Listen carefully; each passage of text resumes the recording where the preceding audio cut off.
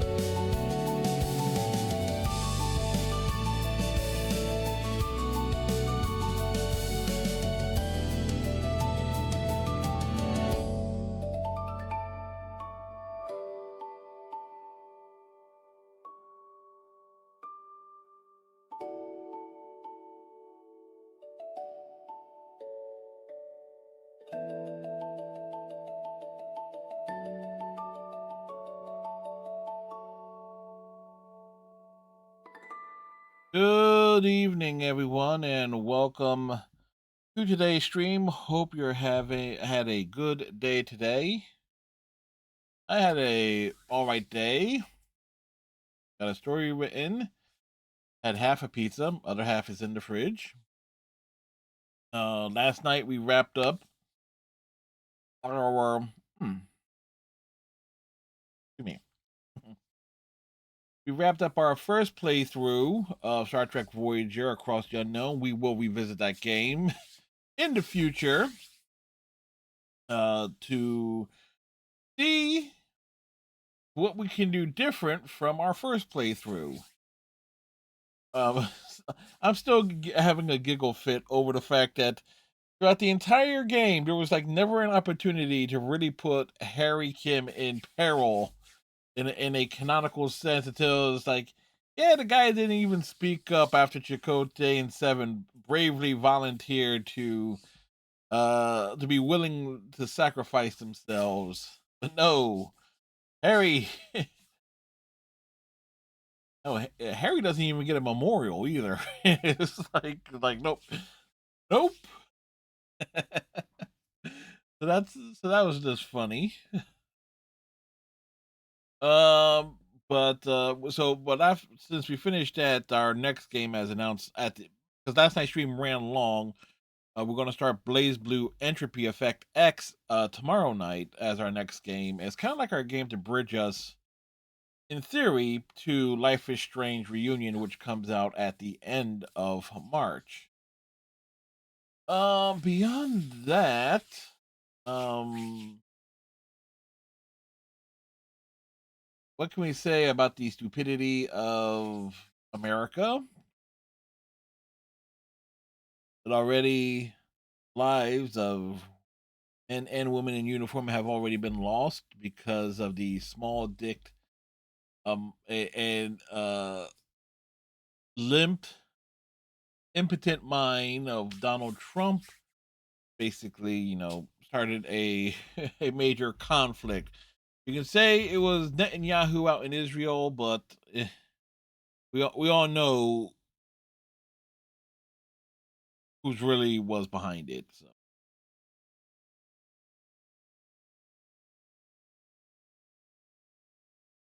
anyway,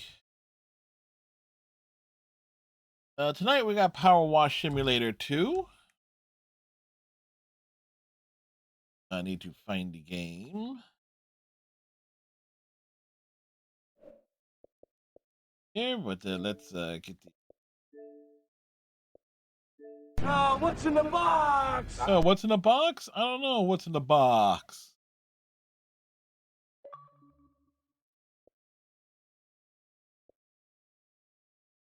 No, what was in the box on Monday was Jack from Max Effect.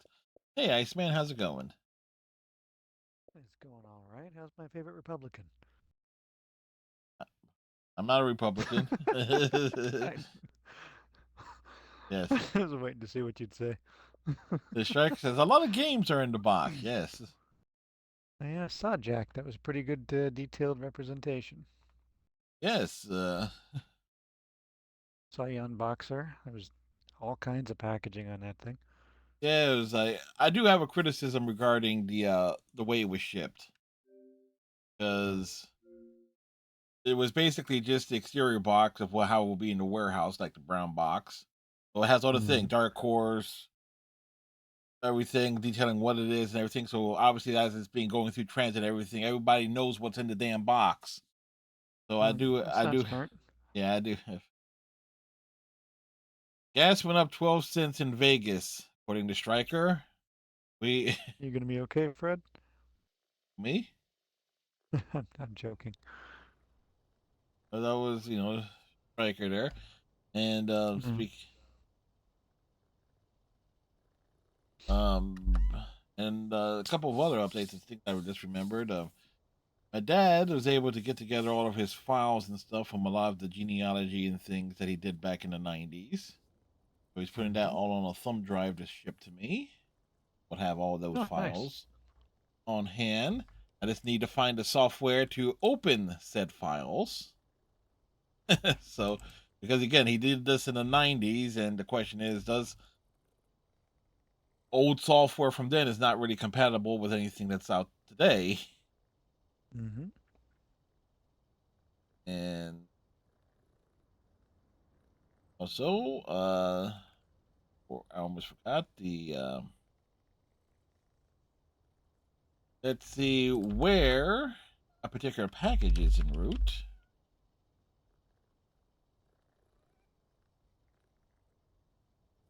Because we are keeping tabs on it. As this particular package coming from Vegas has made it's on its way to Oklahoma. So we're gonna see how well FedEx is when it comes to getting me on. They're saying said package will be arriving here in New Jersey on Friday between 11 a.m. and 3 p.m. So, considering how long it took for him to get it from Vegas to Oklahoma, I'm kind of like hedge our bets on that. What's the package? Nothing the thing from your dad? Oh no, this is from Stryker. Oh, A his old PS5, which we purchased off of him. So that's going to be a wonderful, give us a extra option stuff to finally dive into God of War Ragnarok, Spider-Man 2, Ghost of the Yutai. Ghost of Tsushima was such a good game. Those those in those games, and obviously I did not wouldn't. get far in Ragnarok. I have it on PS4.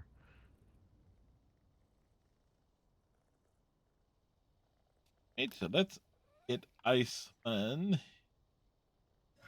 here.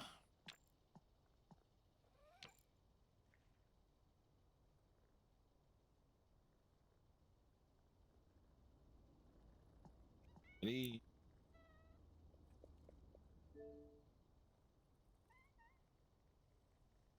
As the open world, if it's anything like in terms of its open world, like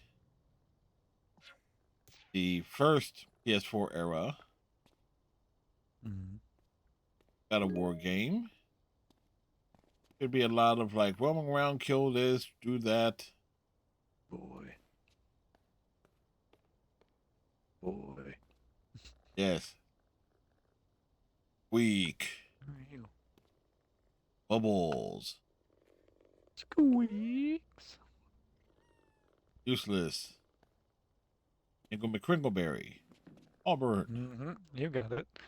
uh, Squeaks. Wing Ding, online classes. Yeah, the DeVry one. That's my favorite. Um, that God was online classes. That was funny. Um, Harvard University. And he looks down. DeVry DeVry University, University. which is great too because they get ads for it. Like, you sign up for today. Tuition fees are really low. Yeah, it's because nobody wants to fucking go there.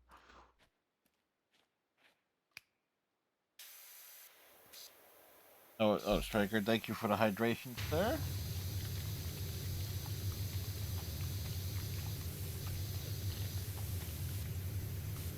Can we wash away Toronto hockey? No one can do that. I'm afraid it's a disease like the T virus. It will never go away. No, no. If they ever do a official remake, re-release of the Resident Evil Outbreak and Outbreak File 2, there is Mm-hmm. actually a cure. There is actually a canonical cure. Yes, the daylight.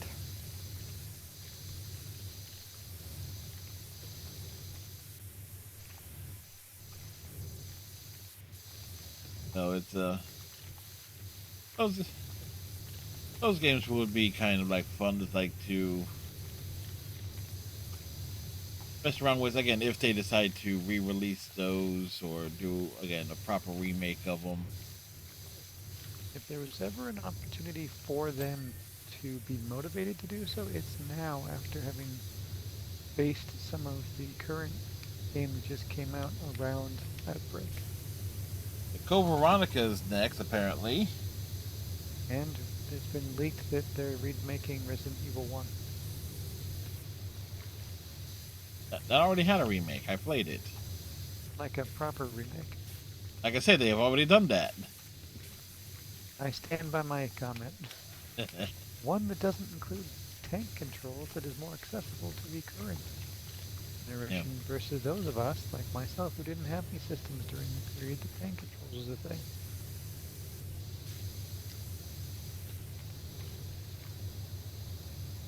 I went from Super Mario jumping to... Oh, go ahead. I was going to say also Resident Evil 0, and I wouldn't... the thing with Resident Evil 0 that I would like to see is that was intended to be co-op originally. Let that be a true co-op experience, the way that was intended. I guess it would be something not too dissimilar to 5 and 6. Can't possibly be probably more akin to 5, because with the inventory management and everything, of the sharing of the items and stuff in 5. That I wouldn't mind revisiting. Yeah, I still have to do I have to play it through with that Sheva. Oh yeah. Yeah, we can do that. I still have to keep level up on more weapons. I think I've got about 5, maybe 6 of them fully upgraded to the point of unlimited ammo.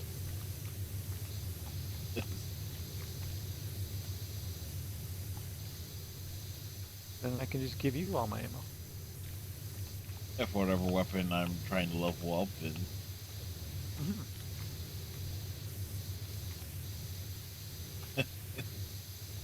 Right. Imagine Mass Effect with tank controls. No. Well, considering Shepard's build and everything, he is basically a tank. You control her. My Shepard was Sentinel.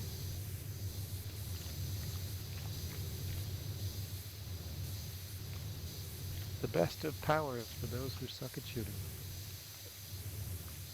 Hero Fizzer's been doing Mass Effect 3 as of late on. Is that their first run? Not as far as I know, but they've been, for him is like it's been a while for him. There.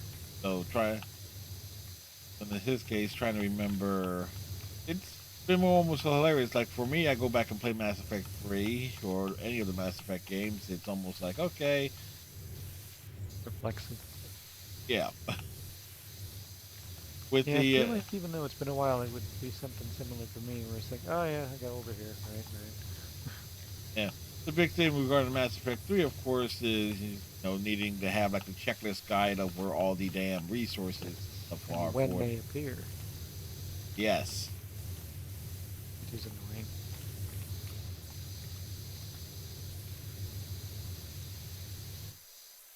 Easily to miss items and things like that. Having to purchase them via the inspector shop. Like there's always the one like badge thing that you need to pick up on the like the dog tags. You need to pick up for this ambassador's son. Yes, that's one that's easy to miss. Yeah. But also, in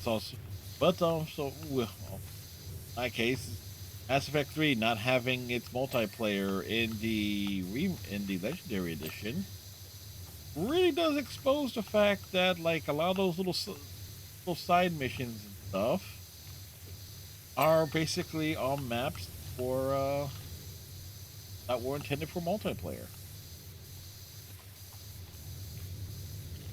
So it's yeah.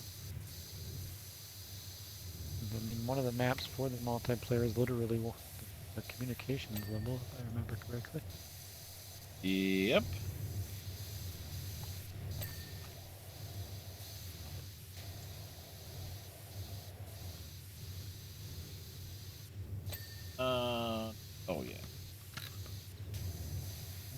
Then you have one of them is the little Cerberus lab that you go to fairly early in the game, so you got like a limited space, roam around and avoid stuff.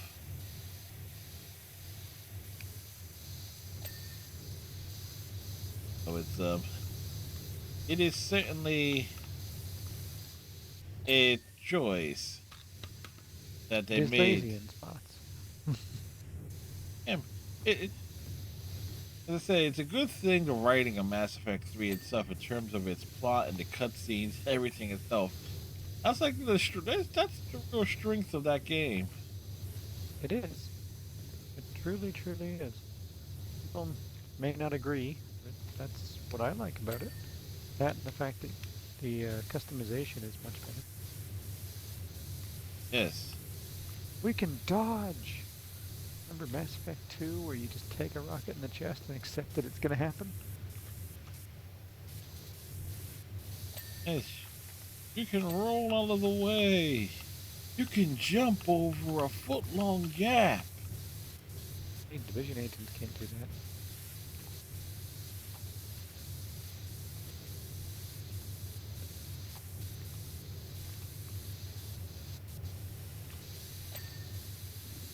It's like, I joke about it, but hell,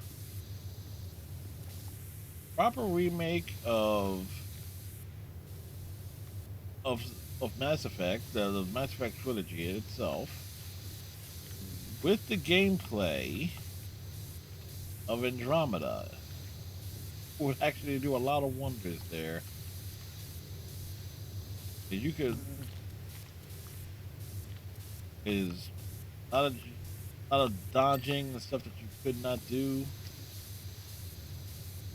I'm gonna say for my own self, the removal of a true class where you could give yourself powers from every class and just make your guy whatever you wanted. I didn't enjoy that. It didn't make for replayability in my mind. Because when you have those locked in classes for Yeah, your there. Yeah, abilities, that makes you go, oh, I wonder what it'd be like if I played a particular like this way. instead. Yeah. Yeah. Yep, that's and what would be is like if we ever get around to like trying doing a Star Trek Online weekly thing. One of us, like one could pick one class in terms of it. There's obviously what faction they're associated. That's in and of itself. I will pick the class of Fred teaching me how to play the game. Yeah, so it's That's like going to be my class. that will be also the class of learning the console Console version. controls. Yes, so I would be on equal footing with you there. Yeah, but you at least have an idea of what's up. Yeah, in terms of how the mission flows goes and everything, like what to expect and when. I was enjoying myself when I played it, and I worked 8 out of 9 days, and when I sat back down to play it again, I couldn't remember what a lot of the controls were, and there's no tutorial to, I was just getting effed up on my ship, and I was like, you know what? We'll come back to this another time. Yeah, it's just most MMOs, especially one that has like where they kind of like simplified several things for the purposes of console or console version. Alright, so now we just need the roof. The roof, the roof, the roof is wet. Ooh. God damn, Fred. Yes. This string's never going to be PG at this rate. Was it ever? Wait. Oh yes, also Star Trek Online Across the Unknown. You will enjoy that, at least in terms of speaking of games with replayability options. Oh, the things I discovered in that game in terms of well, yes, they are limited by having to stay tied with the main plot. It's like, okay, yes, does have. It's not an open-ended game. You can't just go roaming around in space for like 6 years. Even though that would actually be like the best thing, or like have an open-ended thing, where like yes, you will get back to Earth. Eventually. Yeah, It might be your grandchildren, but you will get there.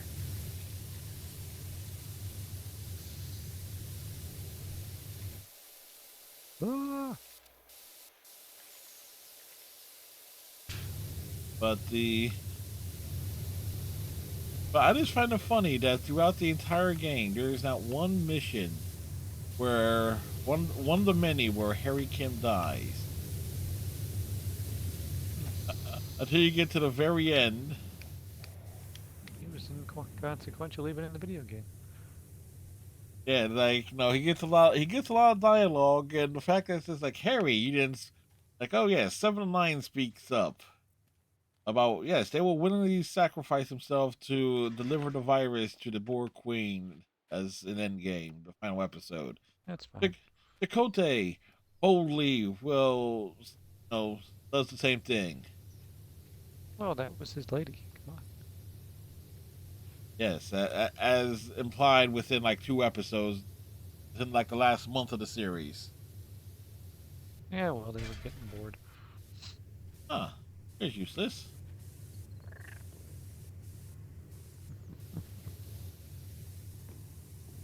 What a horrible thing to name your cat.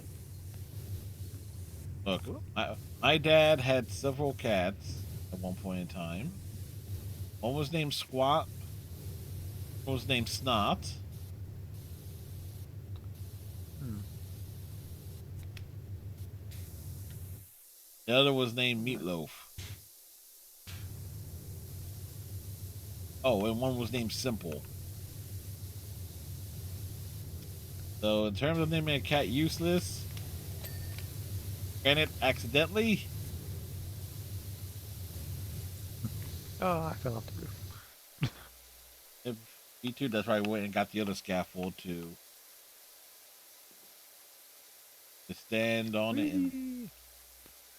then spray it down. Let it flow. Yep.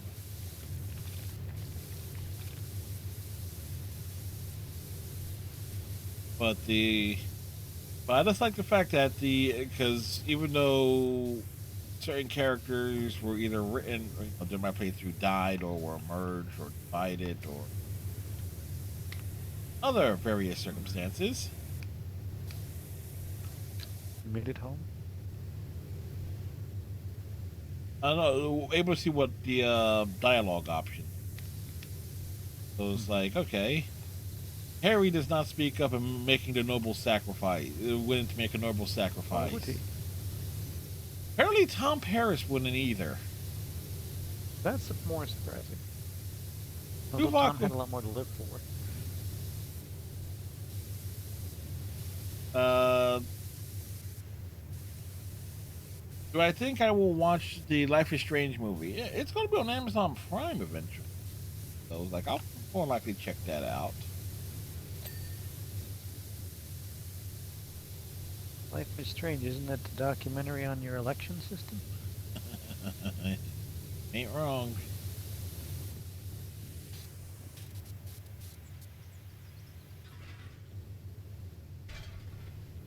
Oop, I fell off the roof again. If I Nope, read, you're over here now.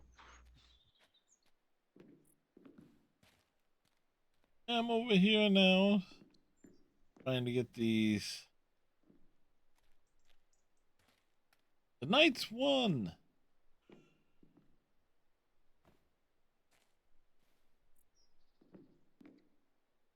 Long night is coming. Ah, Here we go. Yay!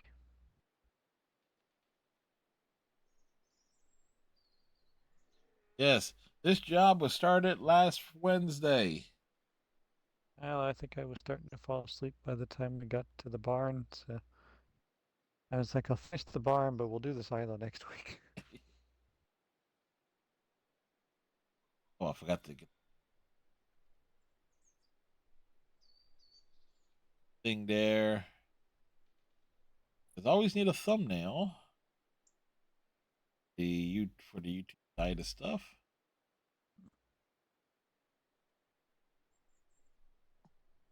Back to the home base.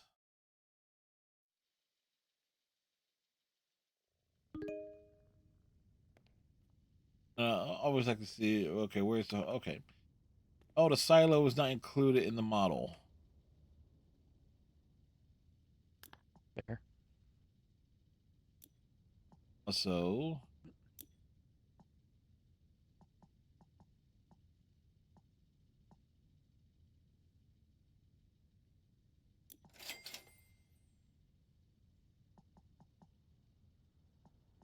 grab the.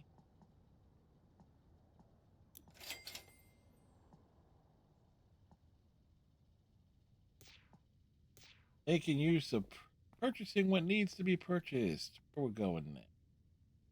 Stone circle. Oh, there is your. I think there might be. I think you gotta jump on everything without hitting the ground. Pretty sure that's the achievement for it. In the stone circle, stand on all the pillars without touching the floor.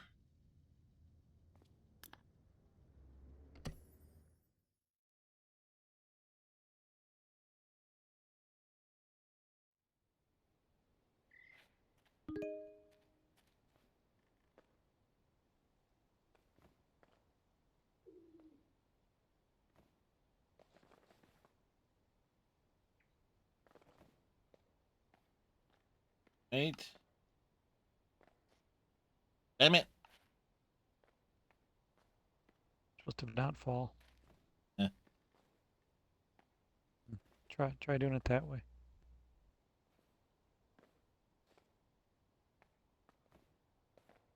Get up there.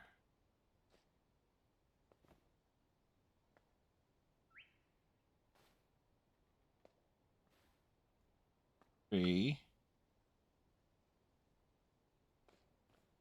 That one in the middle.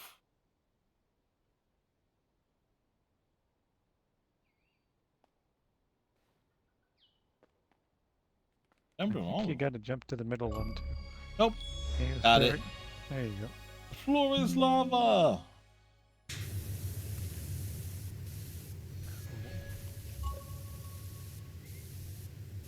I remember this one. I think it took me a couple of tries. I'm like, where am I supposed to be starting from exactly? In my case, it's just making the leap of faith. Yes.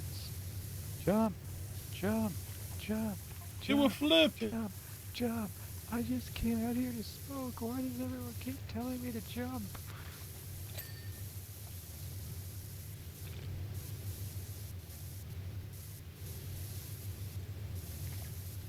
Oh boy.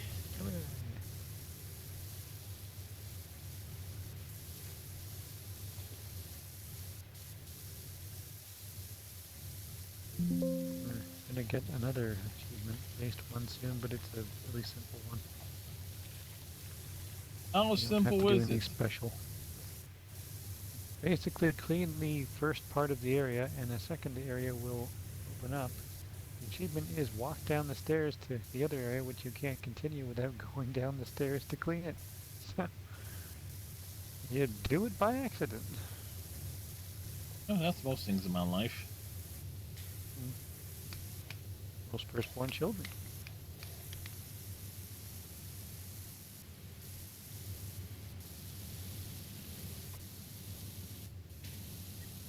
Being a thirdborn child, I can make that comment.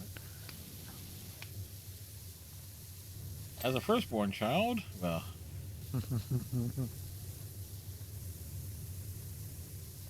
okay. I always say to Sarah that she was the accident. In order to have a third kid, you generally have to plan that nonsense. You have to intend on that.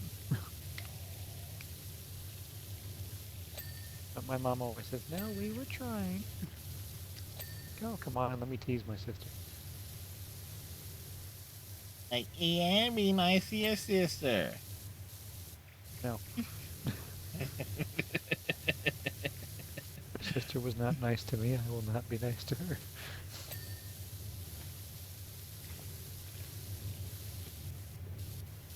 I shall torture her till the end of my days.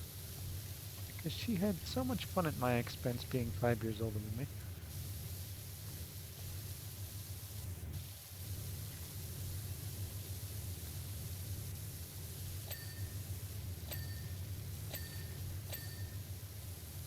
Ding, ding, ding. Wrap it.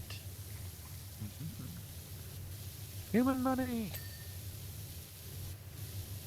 Also been working on the classic PowerWash simulator. Some of it's DLC. Been doing the Tomb Raider one. Having to clean the exterior of Croft Manor is problematic at best. Trapped the butler in the closet. I didn't see the butler, but it's implied that he's roaming the ground somewhere. That was one thing. The level of Alzheimer's he must have by this point. That was one thing one of the creative things I liked about the. I think it would have been for the third game, the Shadow of the Tomb Raider, where it's implied like the letters.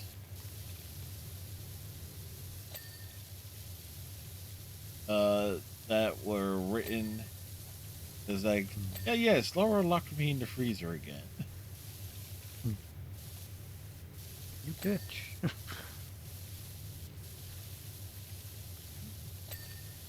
$1 for that. God. Whoop. Stuck to the ladder. Damn it, go up the damn ladder. And of course, the World Baseball Classic happening right now. Very important. Now, although it did lead to me having that thought experiment, I think I put it into of like, okay, if these were happening in the 90s, like mid 90s, what would Team USA look like? Drunk. Yeah, I'll have to like see what, like, yes, drunk indeed. I think Different I put time, but that was how Team Canada would look and Team Everywhere would look. Different time. Cocaine as well. yeah. Did I put that into the Discord?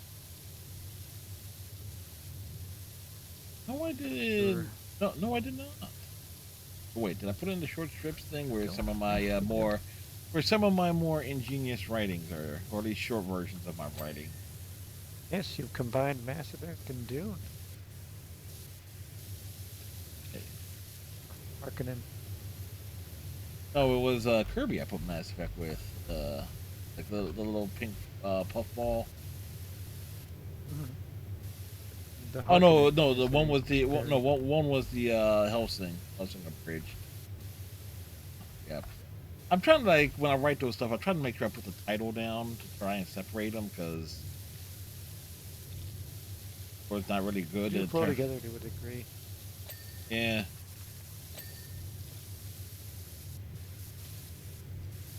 Maybe if I throw like a picture or something in between to, like, I don't know, separate it. That's a better idea. Hey, when I read Harkonnen, I was like, ooh, we doing Dune fan fiction.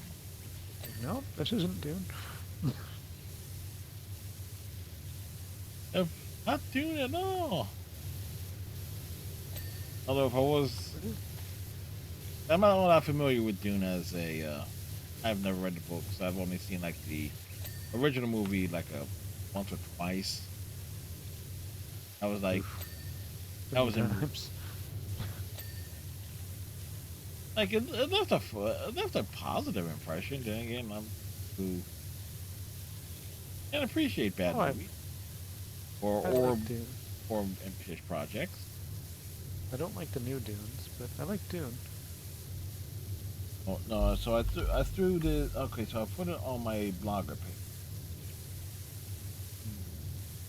I still have the blogger page up because I do use as some folks still look at it or something. All right. So this was like, and I try to say it's like mid 90s ish. Team USA baseball. like what would like the starting lineup, closer and ace pitcher be?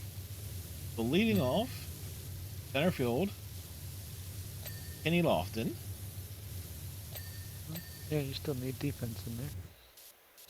Batting second, second baseman, Chuck Knobloch.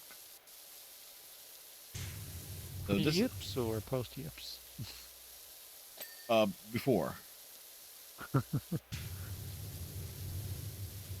Because again, and batting third in left field in mid-90s, Barry Bonds. And again, if this was late 90s, also would have been Barry Bonds. And second might have been Jeff Kent instead. No, I wouldn't. No, because a Knobloch. In terms, there were some better options defensively than Jeff Kent. I'm not going to sacrifice the for bat, especially. Watching him and Barry fight at the World Baseball Classic would have been amazing. Yep. Batting fourth and catching, and this is where I did sacrifice some defense. Mike Piazza. Yeah. This was like, oh, that's an easy choice. Mike was a great player. yeah. It's like ideally would have been like Ivan Rodriguez, but Puerto Rico fields its own team, so. Correct. Yep. Good old Pudge. I wasn't sure of this, but in right field I had Larry Walker, but He's Canadian. yeah, so I have to do that one again. But I can fully confirm he's Canadian, because being Canadian, we Yeah. take great pride in Larry Walker. yeah, so I have to redo that because it's like I think like who will be in right field? It's like yeah, okay. So I needed another left-handed bat there because I also factor in the DH, Tony Gwynn. Ooh, Tony, good choice. Because even though okay, natural right fielder, obviously. Who was But, your first baseman? No, Tony Gwynn was an outfielder his entire career. Yeah, I know. I just asked who your first baseman was. Oh, first base. Oh, I'm not down to that found the lineup yet. Oh, But sorry. batting seventh, shortstop Barry Larkin. Like couldn't be Ozzie Smith because I do love Ozzy. Larkin was Who doesn't love Ozzy? in that stage of the career, the glove wasn't there for Ozzy anymore. And the glove was really all he had. At some points in the career, he was certainly good for contact, getting on base. Yes, contact, base running, but his glove is what got him into the Hall of Fame. Batting eighth Joy. at first base, I had Mark Grace. Interesting. Again, well, here's my justification there: high contact, high on base percentage, doubles machine. Like John Oliver would have been a choice.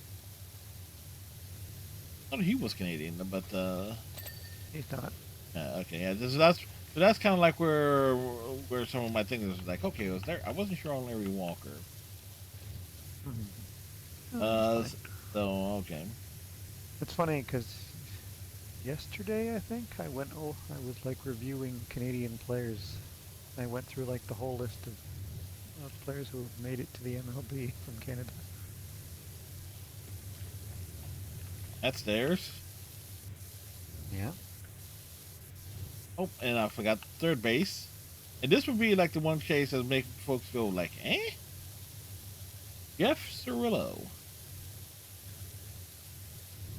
High average. Sure who to recommend for you there. Yeah. High average, low strikeouts, underrated on base percentage. Jesus, Chipper Jones. No. Cirillo's better defensively. Because Mark Grace, Gold Glove caliber first baseman. Chuck Knobloch before the yips, like Gold Glove caliber second baseman. Like before he had his problems, I liked Chuck. Jeff Cirillo, again, is solid, very good defensive, is much better than than Chipper Jones offensively, because who would figure in as the ace of the staff, pitching staff at the very least? Greg Maddux, or Johnson. ground ball pitcher, because anything that like I didn't think I'd like the full. Oh, you're spraying me. I'm like, what is going on? I did not think I liked the full rotation, but it was okay. So it's like Greg Maddux, okay, someone who is essentially a ground ball pitcher. I have to say, for the 90s, if I could pick only one guy, I got to win a game, it's Randy Johnson.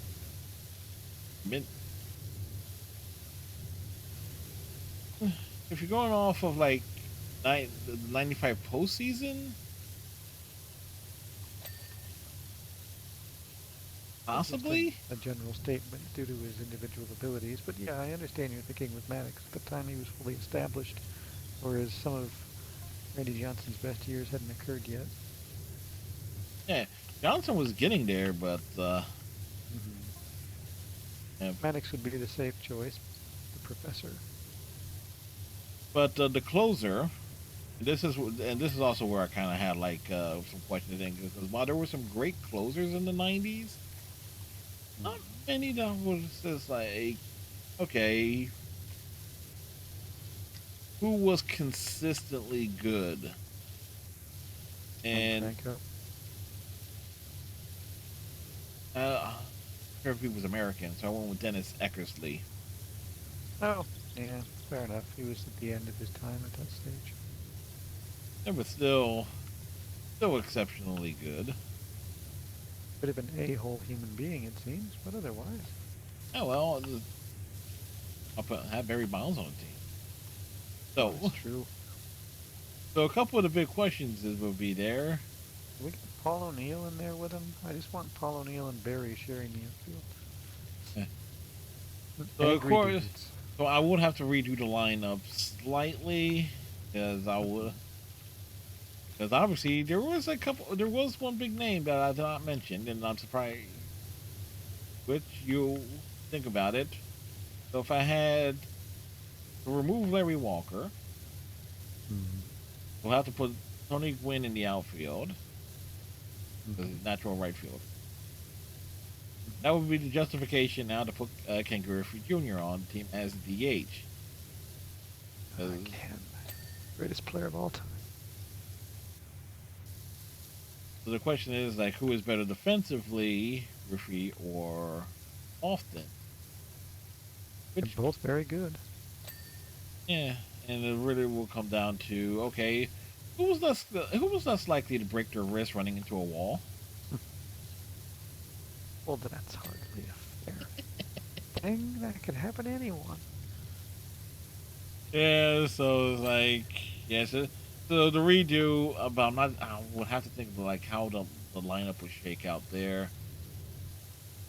Probably Griffey 3, Bonds batting 5th, because the lineup I have, if you go by it, was often left-handed, Blomlock right, Bonds left. You're trying to right. alternate? Yeah. Like, okay, yeah, you this was not gonna be a lineup pitchers were going to get through.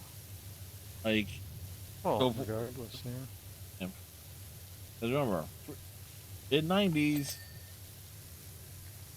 and avoiding the big left, well, not quite prevalent as it would be in like the early and throughout the 2000s. Not many specialists, the bullpens. Not at that time, no. They were coming into vogue, but not to the point where we had to change league rules like we ended up doing because guys were coming in for one batter and getting pulled. One or two batters. Now, granted, it extended the careers of guys like Dan Plesac. Indeed. It's neat seeing the police get all excited for us during the World Series. Cusack also has like unique distinction of being like the last Phillies pitcher on the mound uh, for for a veteran stadium. Well, he pitched a number of years with the Jays. And the Brewers, he was their closer. I don't think of Dan as being a closer. I always view him as being more of a seventh inning guy. We did get him later in his career. Yeah, it's like I kind of like that one thing. Cause like I always think of like John Wetland, in like this as a closer. But at some point, somewhere along the line, he became a setup man. And it's like, wait, what? Some guy named Rivera, I think, saw to that. I don't know what he was good at. Not being a starter. No, he was really good at being something else. Yeah, real good for 1 inning. No, best ever.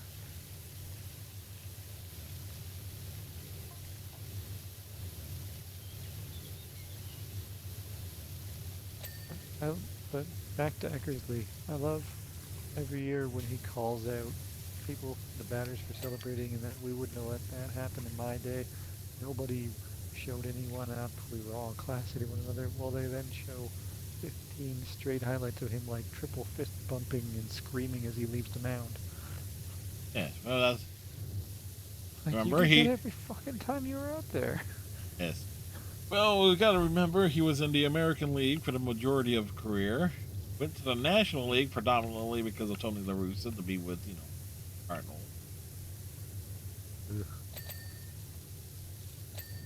Remember, this is La Russa before returning to the White Sox. So. That was the stupidest signing ever. Yeah, well, you want to make up for firing him in the first place? Bit long. They won a whole bunch of games the previous year, fired that coach so they could get La Russa, and everything went downhill after that.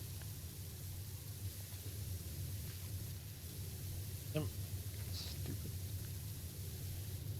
And the White Sox are just like the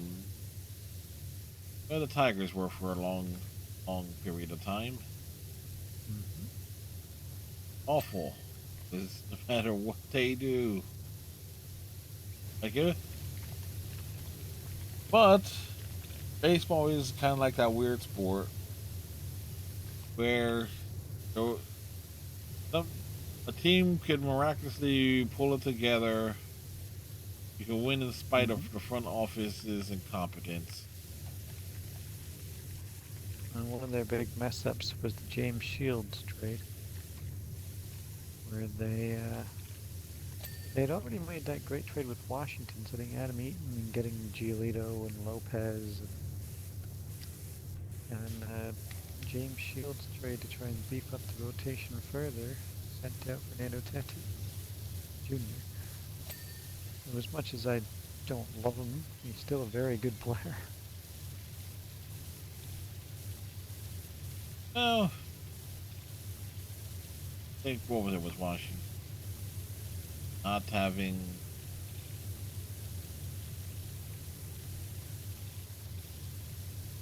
question is like sometimes if you have a great player or a great prospect and there's issues, like issues make him expendable. Just like with as the Braves are without their designated hitter for the entire season. That's his second PED suspension in the last 10 months. You would think that maybe the first time wasn't an accident. Or the Phillies being without like the offensive black hole that is Johan Rojas. Like this saw the headline before the stream started. Twins now have potential trade partners with the Phillies and Braves after recent suspensions, PED suspensions of players on their roster. You know, I made fun of the Braves for signing Yastrzemski in the offseason because it didn't make any sense. Well, now it does. Well, maybe they knew. Maybe they knew this dumbass was about to get suspended again. How do you do it twice in 10 months? Like, you got caught with it last year. It hasn't even been a full calendar year, you dumbass. Well, gotta remember, we live in a world where Rafael Palmeiro testified before Congress that he never took steroids in his life, did it serious and everything, and then like 2 weeks later gets popped. He So was it's like, always the one I didn't expect it of, because he wasn't like super jacked or anything. that's that's that is the one thing. Like people are saying, oh, steroids does all this for all this stuff physiologically and everything. Mm-hmm. And everything. It's like, yeah, man, no, it doesn't. Not always. I mean, Yeah, Palmeiro never got super duper jacked like Sosa and Bonds did. McGuire, he just looked like a dude. exactly. You got to put the work in the old gym and everything. And also in regards to, because I did kind of almost like measure my head and everything. I used to have like a particular sized head at one point in time. Like, depending on how heavy you are, your head will get bigger. Mm-hmm. So, case of bonds, because oh yeah, no, yeah, it's like person's heads does not get bigger and everything. It's like, oh yeah, I can argue that point.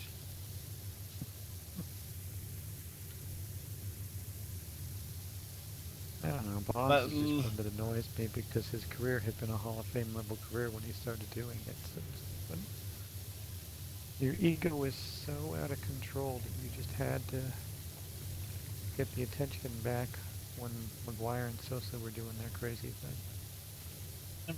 oh, there was also the other factor here. Is like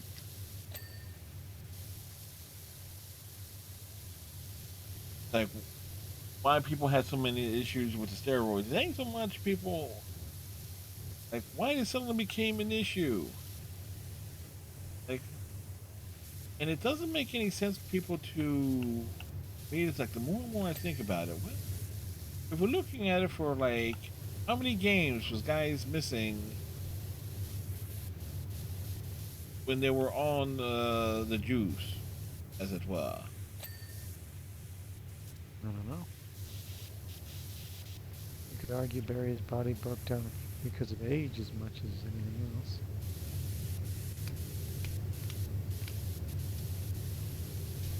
Yeah, yeah, it was like, but here's the thing: his bat was still good.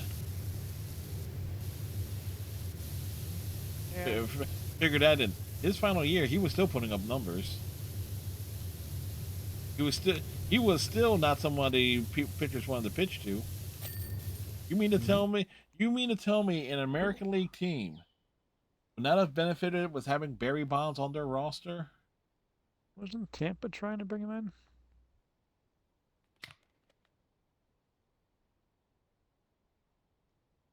I feel like Tampa tried to bring him in at one point. If they made like the half heart, they made like the token overture. Like, okay, 1 year, like a low ball contract. Like, Mm-hmm. as like the one team that did. So it was like, but no, you put Bonds 2000 coming off of that 2007 season wasn't anywhere in '08 or '09. You put Mm-hmm. Bonds with his bat, with his plate discipline, in the middle of any American League team lineup. That guy instantly makes them a contender. Because now you got to pitch to, because now you got to pitch to the person in front of Bonds, and then if you're going to walk Bonds, you got to deal with whoever is behind him. That's going to force whoever is behind him to like step up their game. Mm-hmm.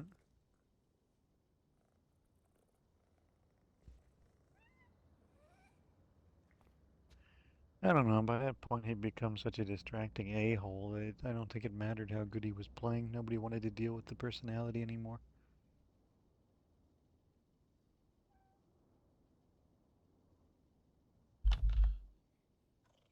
There's your new ornament. Yep. And the rock climbing job, clean the pterodactyl first. Oh, yep. You're gonna have to use one of those. They called like swing thing that attaches like on the bulletin board to get up there. It's right here. Red. Yeah. You're not gonna be able to get up there. Gotta try. I will cost you this achievement.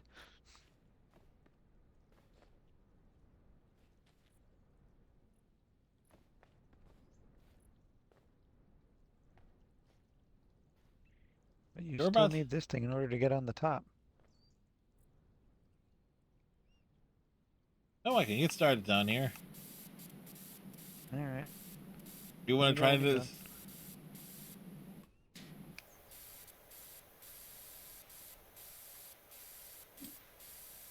I've set it up for you.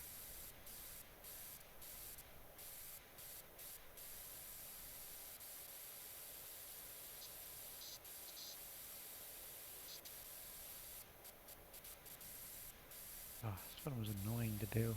All the little rock climbing handles. No. As I said, it's not as annoying as again one of the, as well. Again, there was no achievements associated with the Final Fantasy expansion stuff in the original. Guess what I can see here? But The Stegosaurus slide.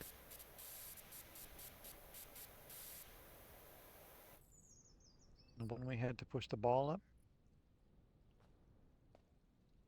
yeah, oh yeah. I can see it. It's funny. Okay, you say you got that thing set up, but Yeah. it does not go all the way up to.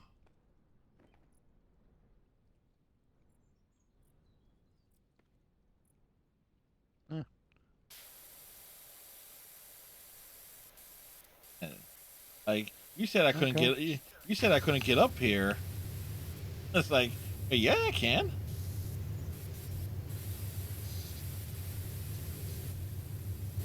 Also, Star Trek Online itself did, at least on the PC side of it, the console ones always gets the new expansions and mission stuff like about a month or so later. Mm-hmm. Like their anniversary one features Esri Dax and a parallel universe version of her that is instantly killed off. Aw. I liked Esri. And Captain Esri is still alive, is like still married to Julian and Dax for continuity. Ew. That was always weird. And it's like Julian finally ends up with Dax. And Had to it's wait for her to die in order for it to happen. yeah, no, Rick Berman is that type of asshole. Like, if you haven't watched the What We Left Behind documentary regarding Deep Space I Nine, haven't, but I have not watched it yet. yeah, I highly recommend it because it does touch on Terry Farrell's departure. How the fuck did you get to the top of this thing? I don't remember what I'm supposed to do.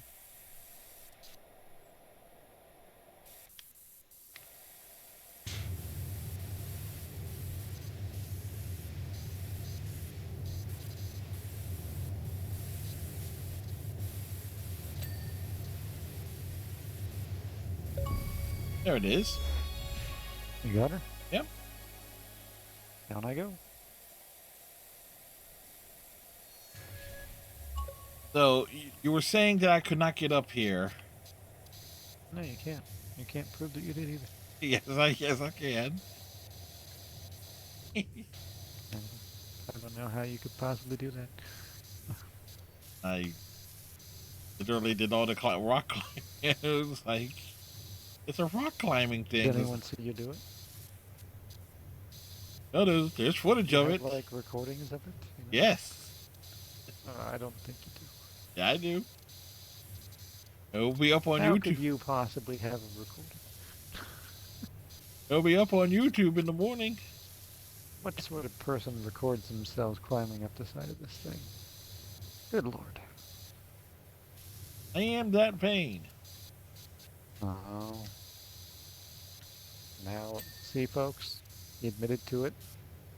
Yeah. The vanity. Oh, there's that bonfire of the vanity. I do enjoy a good bonfire.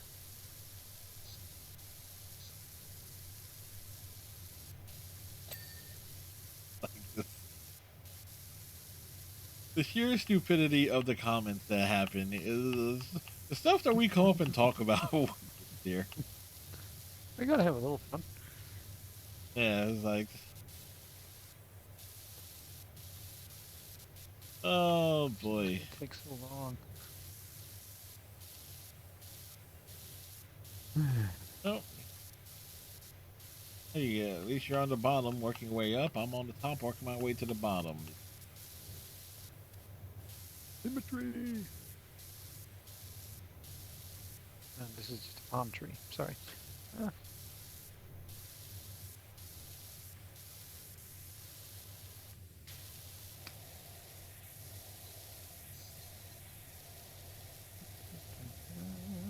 It's gonna be real interesting with my job when because we got we'll get into politics and anything too much, but the midterms elections here in the United States and all the primaries and stuff.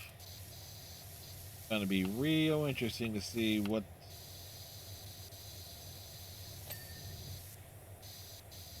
some of the recent events are going to be asked about. Anything noteworthy? Yeah. Really? And it says like he had a feeling that they were going to do something. Yeah. Distracting from the Epstein files, are we? Distracting from ICE, are we? I did get a chuckle over like the head of like the Department of Homeland Security, Chrissy Noem, being asked, "All right, hey, did you have an affair with this guy right in front of her husband?" And and the one thing I take away from her reaction to it, obviously, and I will say yes, justifiable outrage for being asked, although in terms of relevance to her duty, it said, yeah, Trump wasn't too comfortable with her having the being so close to this one person. Like, well, she did not deny it. So, at least that bit of comedy came as a result of it. The times we live in. They are a unique one. Yeah. Fortunately, America's politicians are nothing but Odino wannabes. Just want to punch them in. I'll give you guys. You're consistent.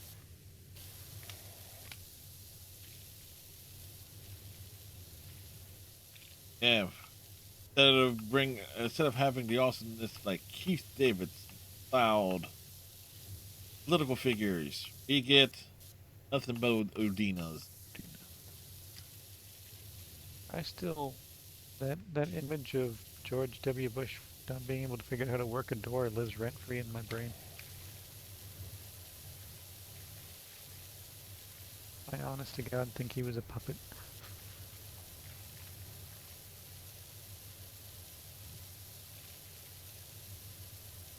Yeah.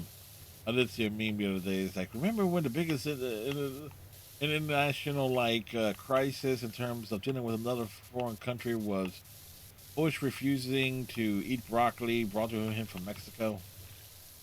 Like, simpler times. Yes, I've often lamented that the 80s and 90s are a time I wouldn't mind going back to.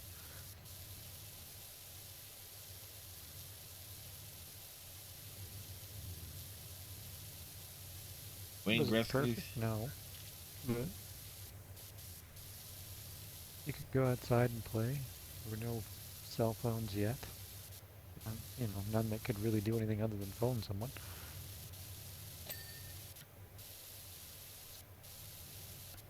Someone who was always like, the household was like always like having almost like the most up to date tech. It's like, yeah, you know what? Socially, 80s and 90s, yeah, okay. There were some good times. Would I give up the tech that I have now? No, the tech we have now is Yeah. amazing, obviously. But I do miss that measure of freedom that, you know, if you're bored, well, figure out what you're going to do. Go hang out with your friends. Go bike. Go hike. Go camp. Go, you know, do any number of things. Use your imagination. Don't let AI do it for you. And there, as and problem is, you get down to like the 80s and the 90s and everything. Who screwed it up for everybody? Literally, late stage baby boomers, first and very mid generation, Gen X.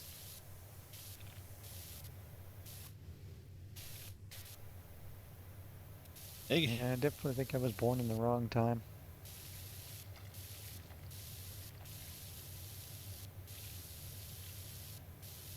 of I course, miss X Games.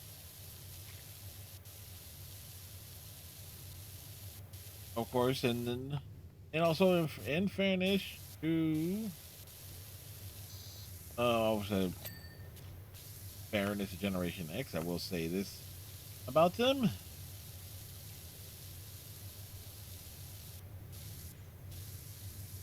You're, Compliment loading. they were the reason, like, gang violence and everything that ramped up and stuff, particularly in the United States. Well, Mm-hmm. especially in the 90s. I was Gen Yeah. X.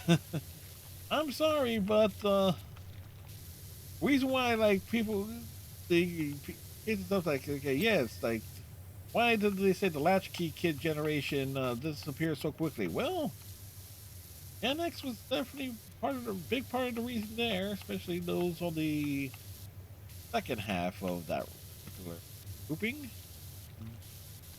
I have been out and about. Now it's cold here and snowy, but when we were kids, we'd be out there building a snowman or sledding or whatever.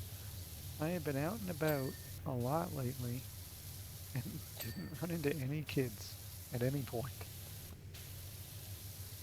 Oh, No wonder they're oh, all fat now. West side. and that was one of the things when I posted one of those snow pictures. It's like the one from early February. Like, were your kids outside playing in the snow? Like, yeah, Hmm. yeah. Shocking. Scandalous. Call Trump.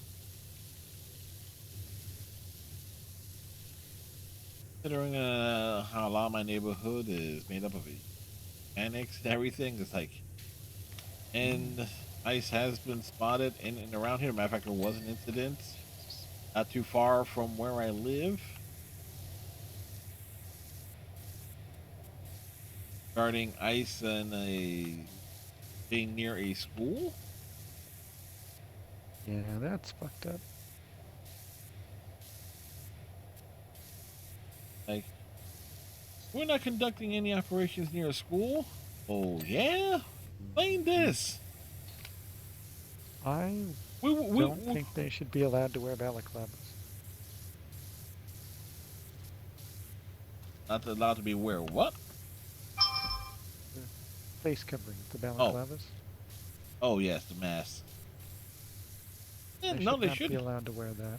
Yeah, no, if you're acting as law enforcement to some degree, you need to be identifiable, Mhm. especially when you make as they have proven to have done repeatedly, make mistakes. Which normal police do that too. Just act like every other fucking law enforcement.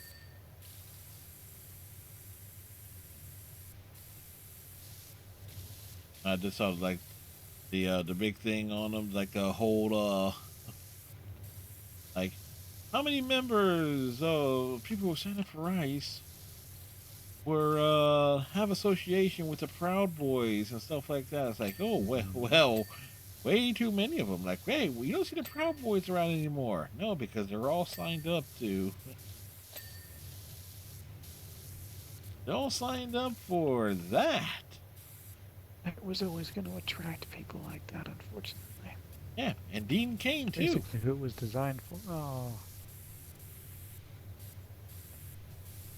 yeah, that was like, why, man? I know your acting career's over, but now it's really over. Oh no, his Main Street career was dead long before that. Yeah, but I Eh, just mean, for any additional roles now, it's truly over. Like I remember when it's like, oh, he was gonna have like a bit of a recurring role in Supergirl.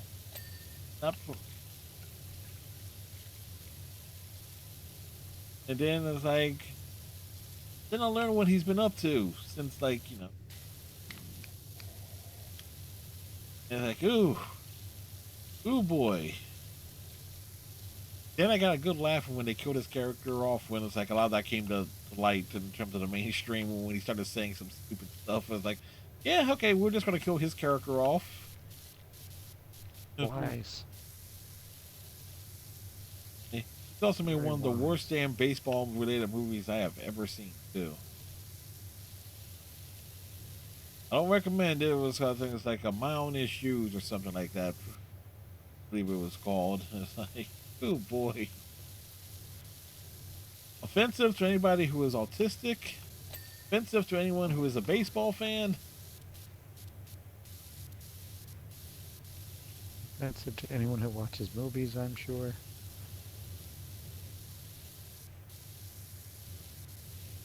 Offensive to anyone who takes umbrage with the CGI ball as it relates to baseball movies. I don't like that. CGI ball being like if you where you can tell where like their actors are not really throwing a ball. It's like it's superposed where their hand is. And so as a pitcher is throwing it. Well, they're not athletes, they're actors. Come on now. Oh come on, Charlie Sheen was able to throw a baseball. Well, so am I. I'm not going to get into a movie for it. Nor am I going to make the pros. No, no, but you know, it was like people can end up in movies for like those strangers of region. My dad ended up, and this is actually true. My dad was in a movie for the simple fact that he's old and has a beard and can pass for an Amish dude. I am That's not pretty kidding. funny. I am not kidding on that. That's pretty funny.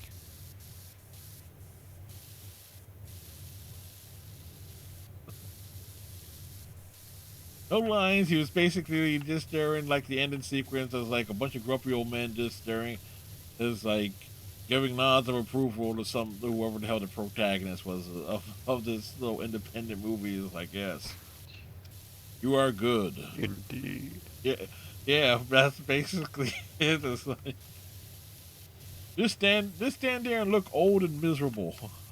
It's like, yeah, yeah, that's about right.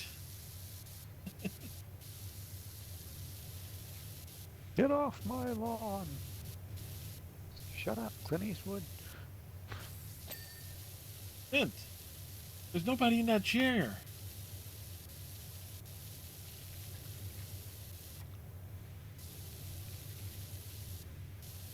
Hey, Mr. Every Eastwood, how lawn come? is not your lawn. Stop it. Hey, Mr. Eastwood, how come you haven't opened your eyes since you filmed Rawhide? Which was for those who don't know, Very was bright. the TV show that he starred in for his career.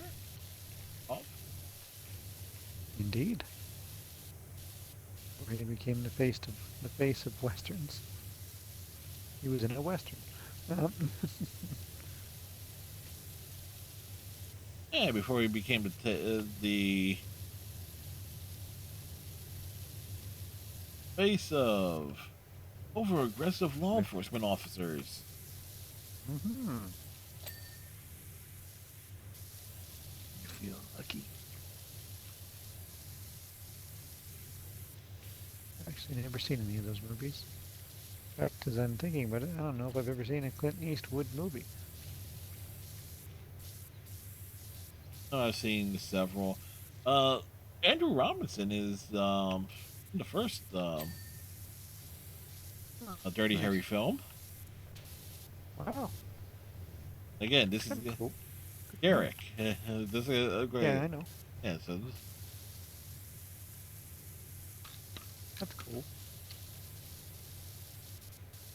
Oh, Garrick. That's a good role. yeah, so he was the Scorpio killer. So he was the antagonist. Wow. Well, he knows a thing or two about playing a bad guy. He's played. But in terms of Eastwood films, let's see. The ones that I've Morally seen. questionable character, Andrew Robinson. What do you mean? Garrick was not morally questionable. In what way was he morally questionable? Always. Like he made his stances pretty obvious in terms of his morals. He had none. No, if it meant fucking with Ducat, Oh, yeah. like Ducat could come in there and be like, everyone gets free food. I'm against this. Everyone should have to pay. no, but like the first time, and it's like I know I mentioned this when I watched the season 2 episode of Deep Space Nine Cardassian. First time Garrick and Ducat are on screen together. It's basically Bashir going on like a full-on like prosecutor's rant, asking Ducat all of these questions, and I fell down. I don't remember him asking that. No, but I know.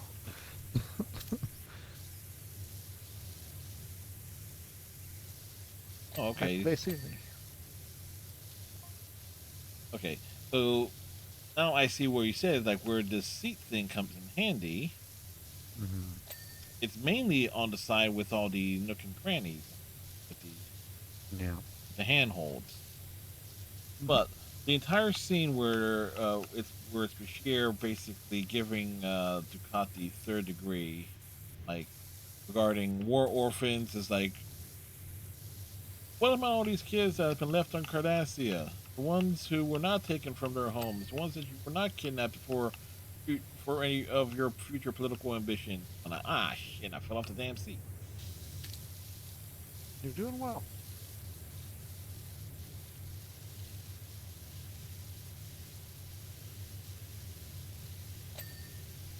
So, and throughout the entire scene, there is just a Garrick in the background with this self-satisfied, smug look on his face, like, yeah, like he enjoyed this. I love Garrick's face. That smirk. Those eyes. Like, Yeah. where it's The- like, mhm. not to mention that episode has some was like, where it's basically Garrick and Bashir finding out, okay, what's the situation with these orphans on Bajor? Like finding out that the orphan boy is not really an orphan boy. Like the way he says that is like that lives rent free in my head. Is like, what a great way to deliver that line. where it's like you can find that yeah, there is much more to this than what you are thinking, dear doctor. I loved it because Bashir's character was very hopeful And and naive as hell. yes, naive, very naive.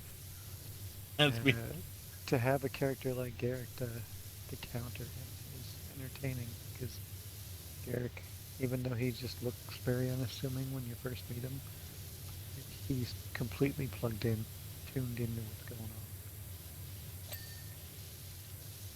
on, and the reality of it. and in the later episode was that the Prophet and Lost, which is basically DS9 doing Casablanca, Ugh. where it's Quark's love interest being that Cardassian protest woman. Uh, Quark having an interest that isn't money is always a weird episode. no, it's like the House of Quark was a good one. Looking for Paramak in all the wrong places, also another good one, which is where Gadzia and Worf hook up as well. That one at least made some sense.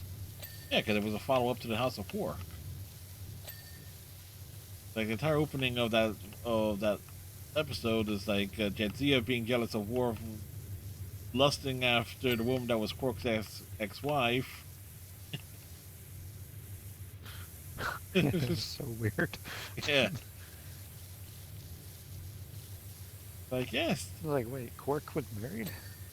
Yeah, well, remember, House of Quark, he Was the woman accidentally... aware? Yeah.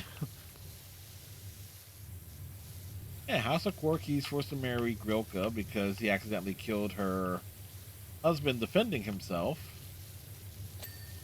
And it's the episode was like, I am Quark, son of Keldar, here to answer the challenge of Dagor, son of whatever. I love Quark. So ridiculous. Quark got up to, along with, what was his brother's name? Nog? Rom. They got up to Rom. Yeah, I get them mixed up. But, they always got up to the dumbest, most ridiculous shit. It was always fun. But some of the smart writing regarding Rom is like, okay, yeah, they treated him as an idiot, and like for a bunch of reserved first few appearances and everything. But there is an episode. What's it? That I've watched. And I'm rewatching them in order So to. likable. Yep. There's an episode, the beginning of Act One of the episode. What was it? Necessary Evil, where it's really hinted at that Rom is a mechanical genius for the first time. It's like, hey, he has all these tools and gadgets to break into a storage area. Like, oh, I can do this faster than you can, brother. Like, it wouldn't take too long. I broke your record by like 10 seconds. And Quark is just getting mad over the whole damn thing. but Like I said, but you can't hate Rom. He's but that episode, innocently happy. that episode in its own way leads is like it's so important because when you remember like the episode season 3 where Cisco literally grabs Nog by the shoulder and says, why do you want to be in Starfleet? I don't want to end up like my father. My father, the mechanical genius, could have served on the starship if he just had the opportunity. No, he went into business like a good Ferengi. He did what he was told. Yeah. I just liked his character development. Everyone always wrote That's him it. off. Yeah, and then there's, what was that, with the Union episode much later on. Like, he leaves Quick's Quark, goes into be an station as an engineer maintenance tech. Mm-hmm. Granted, taking care of the waste disposal. Hey, He it was keeps just it. cool to get him to see what he wanted to do. Yeah. Or to see him get to do what he wanted to do. Ugh. Yes. Yeah, who he wanted to do? Well, he got Lita. Yeah. She was always in Devon. Although originally created for Bashir.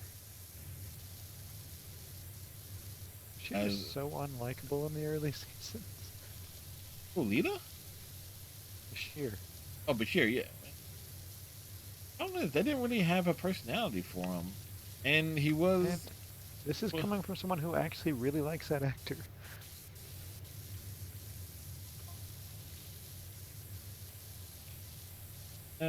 it does not help that. Well, was it the episode Rivals? They kind of pair him up with. Bashir does come across a bit as a pretentious prick, preppy, Most over episodes. overly preppy too. Because the episode Rivals, here and O'Brien, uh, no, O'Brien makes a racquetball court or some variants or all ribs, and Bashir finds out about it and want to play against each other. Like Bashir has all the preppy equipment and the skin tight uniform. And it goes apparent that it's like, oh, Brian just wants to play, and just like pickup games and everything. Yeah, I won't lie. That's kind of how I played. But just pickup games, or did you have the fancy equipment? I didn't necessarily have the fancy equipment, but when people wanted to just mess around, I Oh, was okay. like, no, I'm out here to beat you. I'm like firing winners left, right, and center, and they're just trying to rally. No, Bashir's case was more of how he came across. I didn't really. Then the I will give Alexander Siddig or Siddig out Mm-hmm. Fadal, depending on He's when does got it some state. good roles. You appeared on that British series MI5 or Spooks or whatever the hell you want to call it, depending on your region of Peaky choice. Blinders. What's that movie with Orlando Bloom? Something Kingdom. It was Last about the Kingdom, Crusades. Last Kingdom, Lost Kingdom. City of Heaven, maybe? Kingdom of Heaven. There we go. In that, he was also on 24. His character was really good that season. Short lived, but that's the, Let 24. me guess. Let me just guess what his role was in 24. Big One of the guess. one of the villains for the season. Sort of. Ended up being a good guy, and then he died. And I I guess think they were chasing him.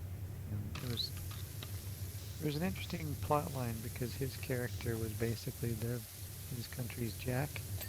If you ever watched the show, Kiefer Sutherland's character was named Jack. yeah, Jack Bauer. I'm familiar enough with like the big overtures of it. Okay. So he sorry, I'm struggling to drop this ladder. There we go. He was like their torture and answer kind of guy, like Jack was. And Jack had just been released from being imprisoned by the Chinese, I think. He was tortured every day, and when it came time to like get evidence, people would be like, I don't know. And Jack just started being like, yeah, he doesn't know. Well, I guess we'll just leave him alone. Alexander Siddig walks over and like stabs the guy in the leg, and he's like, tell me. The guy just starts spewing info, and he's like, you have something. Don't worry. You will remember. And I was like, this guy's cool. Never could get into 24 mainly because they kept. I get why. Yes, Kiefer Sutherland is a star. However, a show like that is like, okay, everything takes place over a 24-hour period. You mean to tell me they had nobody else that they could rely on for it. I kind of feel like it should have been like for each season, like a almost like a different ensemble cast. Like that, what it's called, because I never watched it. It had McConaughey and Harrelson in the first season. And then every season they have different people doing the detective. Oh, True Detective. Yeah, it's like again, this is just my perspective on that. Is like in terms of the premise. Hey, personally, without that show, my love of Dennis Haysbert doesn't get to the level it's at.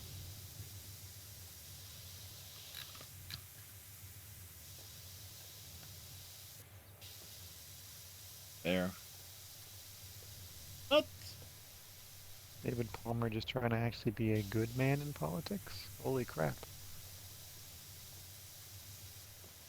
When they killed him, I was like, how could you kill him? He was such a good character. And then literally 2 days later, the unit started being a TV show where he was the main character in that for 4 or 5 years. I was like, oh, well, I guess he already had a job in line.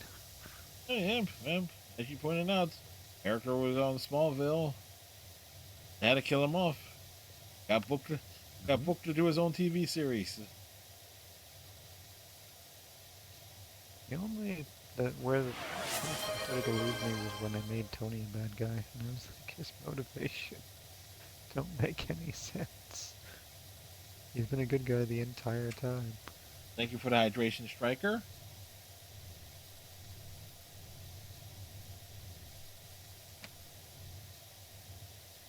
It's like I can't think the last time. What was the last time? Let's say that night. Weather in New Jersey was in the 40s.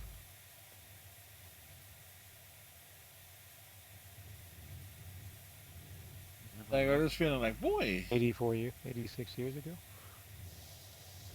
Oh well, that's been at least 8 weeks ago. In January.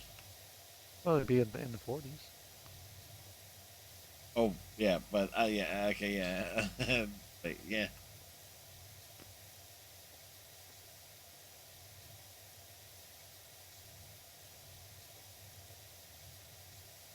Oh, this is supposed to be a nice.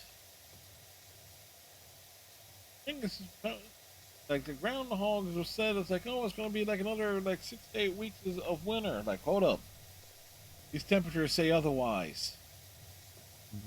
It's going to be 11 degrees on Friday. That is a big difference from the minus 35 we've been enjoying.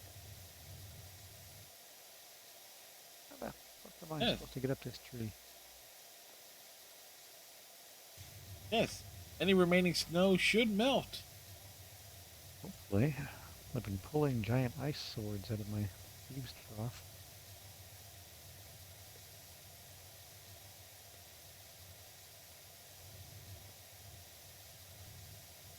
So, Fred, I'm going to ask the question I think all the viewers want to know. When do you start playing Resident Evil Requiem? Anytime soon. Although, yeah, but it has, in terms of folks are writing, I do know one person has asked me, like, okay, it'd be alright if I start commissioning stuff for Resident Evil and Requiem.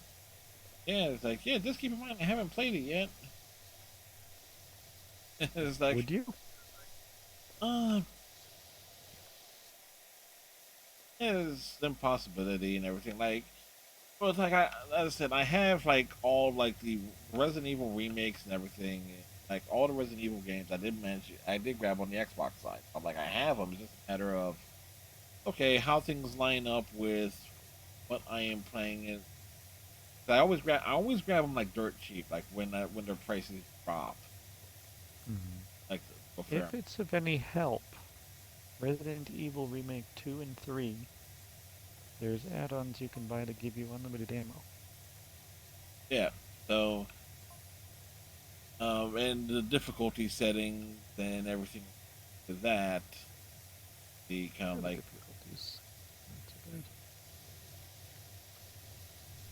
So it's just it really comes down to, it's like, okay, what do I have, or like, because this year there has been at least enough games where it's like, okay, and it's very rare where I will get to the point like, ooh, I have actually pre-ordered stuff. Yes, because Mm. I want to play certain things when they come out, like Life is Strange Reunion, which comes out towards the end of the month. When Indiana Jones came through, you were Yeah, very much on top of that. yeah, the Dragon Age of Veilguard got delayed because of Indiana Jones, but as soon as I was finished with Indy, went back in, went back into it because I was on that Dragon Age kick for Mm. like September, October, early November of 2024.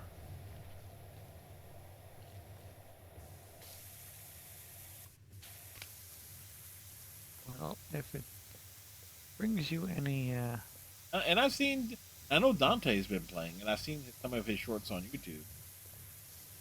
oh, It's you would have. I didn't get any of those. Okay, I'll have to go look for those. Yeah, I think you could do it. I mean, I'm not gonna lie, they're not like without scares. It's Resident Evil. It's a yeah, horror oh, no, game. it's not so. It's not so much the scares. It's the, because I know Capcom. It's like I am very much familiar with Capcom. It's like because back in the day, I have played like the original Resident Evil Director's Cut. I've played Resident like the OG version of Resident Evil 2. Like Mm. I still have my copies of those games for the PS1. I have played Resident Evil Code Veronica. Like ran into PlayStation 2 era way back when. Obviously, Resident Evil HD remake, Resident Evil 5, Resident Evil 6. Loki is my favorite of the Resident Evil. 'Cause somebody has to be, that has to be someone's favorite, and mine. Who Oh, enjoyed Resident play Evil? 7 and 8. You would actually really have fun with Resident Evil 8. That's another one you can get all the weapons unlocked for in advance. You can breeze through that game, and it's got some silly vampire werewolf nonsense instead of zombies.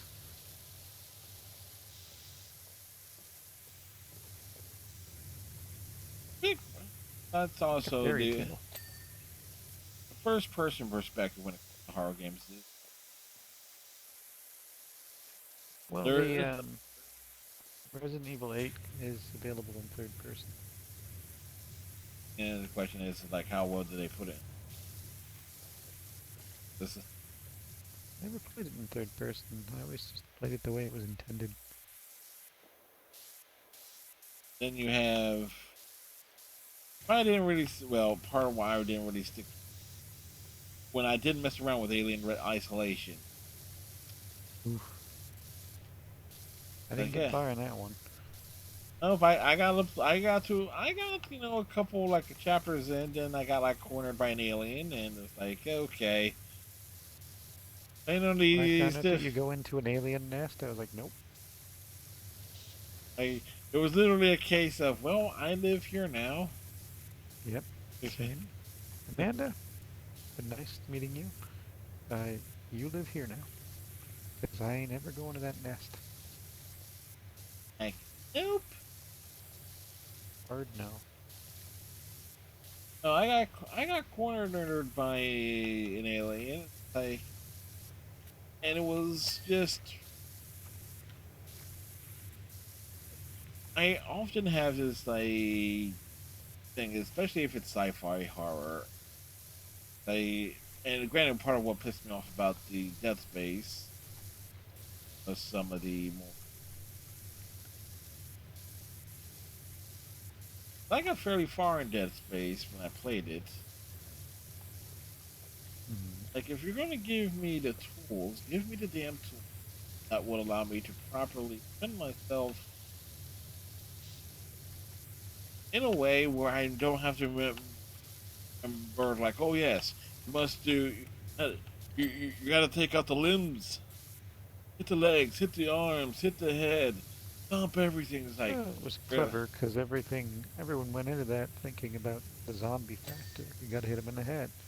Well, how can we make this scary game a little bit different? It doesn't do anything.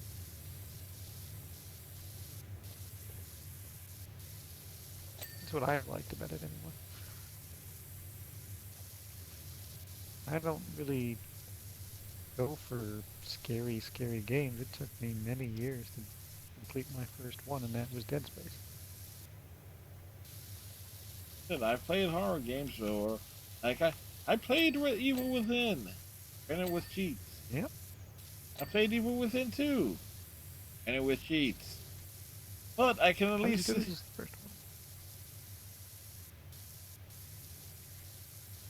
But I can see, like, okay, they give you just enough where if you have like the level of patience for that genre game, you will be able to get through it. one. What I love about the Evil Within 1 is you can go the entire first 3, really, levels without firing a bullet.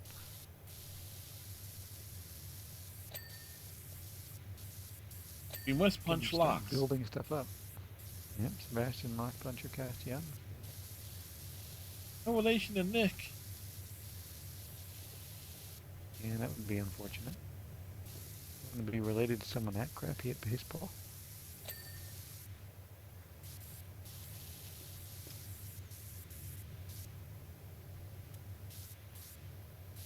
So what's the over-under on Bryce Harper crashing out and asking for a trade? 60-40. Mm-hmm. That guy crashes out from breathing. And he got mad. It's like, oh, he's no longer an elite player. Well, it's kind of been surpassed. You're a good player. Hey, You're not still, elite anymore. hey, you're not going to get like another big money contract in. Not going to.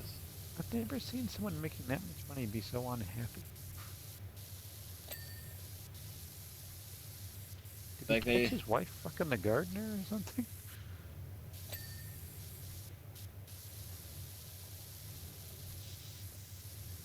Well, if you had to spend time, Jonathan Papelbon roster, it'd be permanently miserable too. I just enjoy that they won the World Series after he left. That's kind of funny. With Rendon, who doesn't like baseball.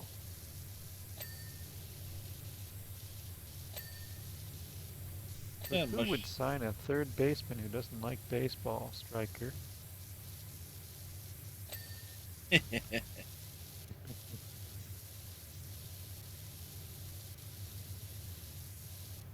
well, at least, John Westwood himself is like, I'm just doing it for the money. As with Sure did. as with most people do thing. Did you hear they're releasing Kyler Murray, and the Oakland A's have said that if he wants to come back, we're open to it? Oh, what, the Cardinals? Yeah. Yeah, just like a lesser, contract, Give it a shot, man. If you can't sign anywhere else, bring you back. It's not going to be the guy. To baseball. Oh, to baseball. He was the 9th overall pick by the Athletics. But he chose baseball, so we had to give them back the signing bonus. It was like a big deal at the time. And now that he's going to get released, the A's still own his rights, so they were like, hey, if he chooses to come back to baseball, we'll welcome him with open arms. That would be like, hey, give it a shot. He's made tons of money. Go finish your sporting career out playing a sport that isn't going to leave you with brain damage. Well, that depends. Was he a pitcher? Second baseman, I believe. Okay. So they'll probably convert him into being an outfielder if he can hit. Yeah, there's a question to it. How good could he be? I'm curious. I kind of want to see him do it. There was like a football or basketball player who ended up like independent baseball after I forget who it was.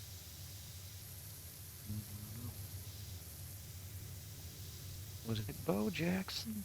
No, not Bo. No, this was recent. As like I say recent. Oh, I Tim said that, Tebow. no, not Tim Tebow. It's somebody else. Uh,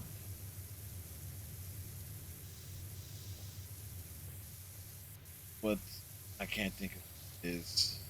I ended up seeing a lot of clips of this guy. He ended up pitching for like a bunch of independent. Uh, uh, now I'm gonna try and find who.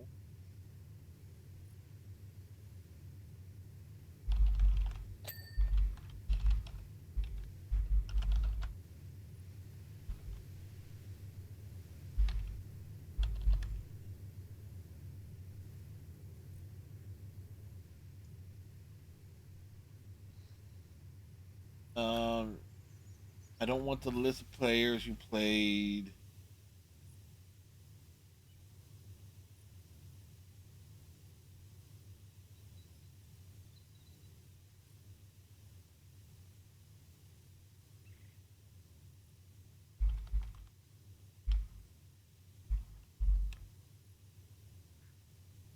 Hmm.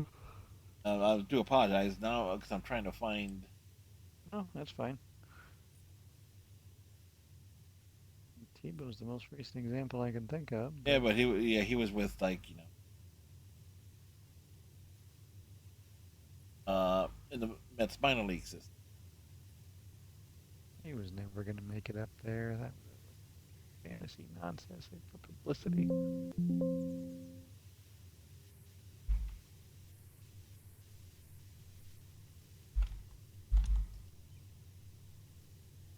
Who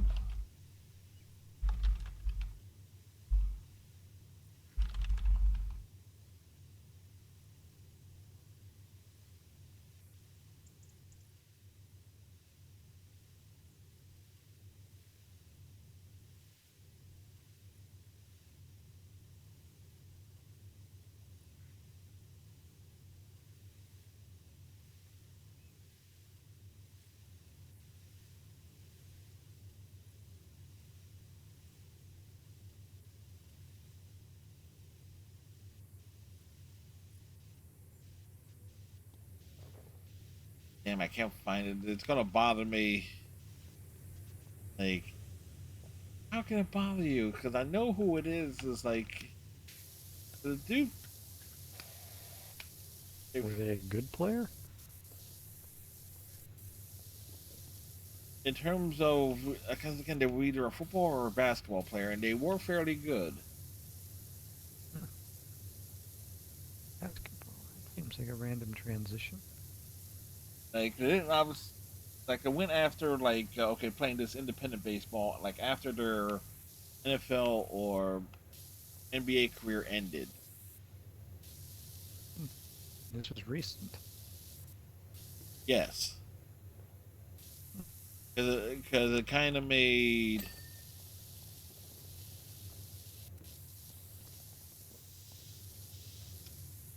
news to an extent.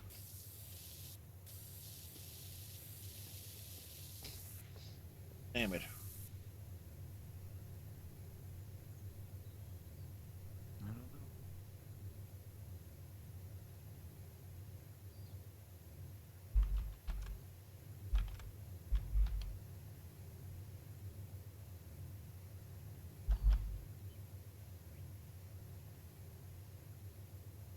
Was it the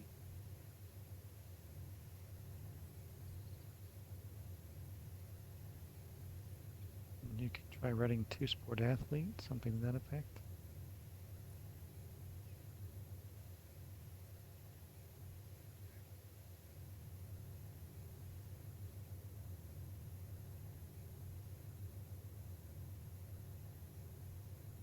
it's like I want to say it was the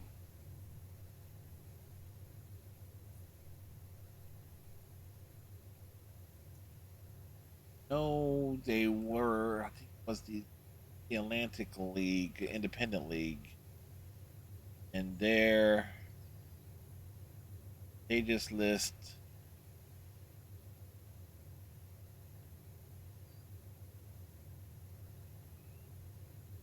They just list the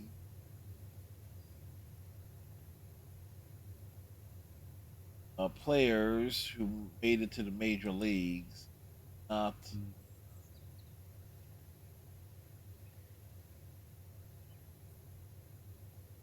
not like Mm-hmm. notable people who like played.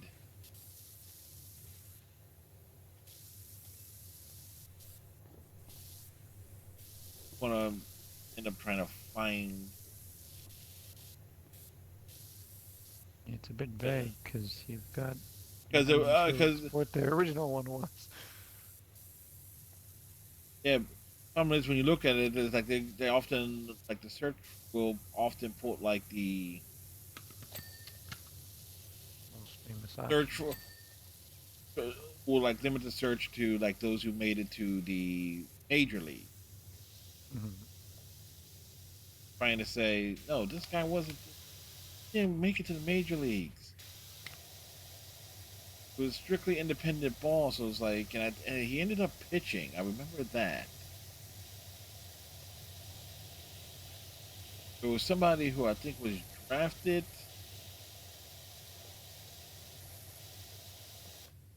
That's was like players drafted. Players.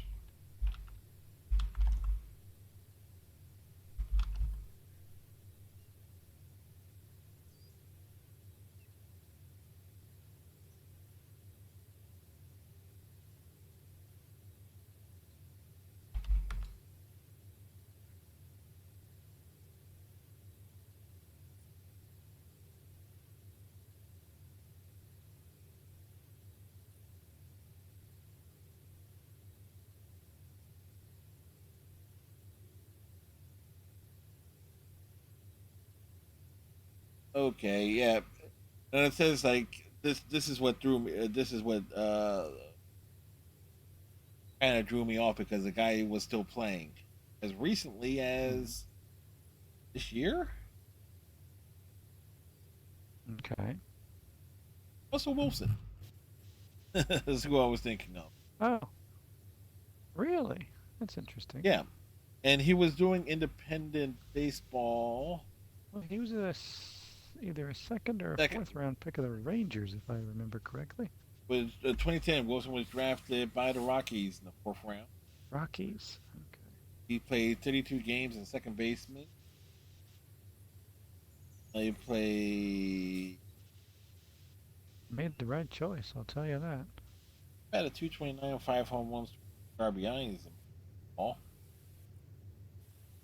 Yeah, but he made like $300 million as an NFL quarterback. He was Doesn't acquired by really do the that as a pro baseball player. Wilson was acquired by the Rockies from the Rockies by the Rangers. Play a bullfight draft. Traded from the Rangers to the Yankees. March 2nd, Wilson pitched hit for Aaron Judge. Fifth inning of a spring training game. Wait, this is minor league. Okay, but Russell Wilson, yeah, so did have like these spring training and stuff like that, but that's again not quite who I was looking for, but it was somebody along those.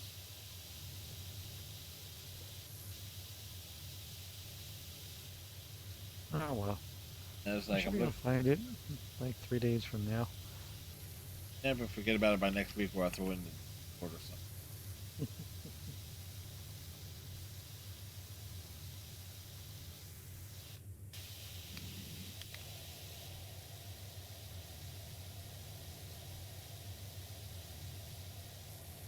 Like Tom Glavine could have been the hockey player. Indeed, he was drafted ahead of Luke Robitaille by the Kings in that year's draft. And still coaches hockey in his free time. Which is all Hey, the time now because he's retired. yes.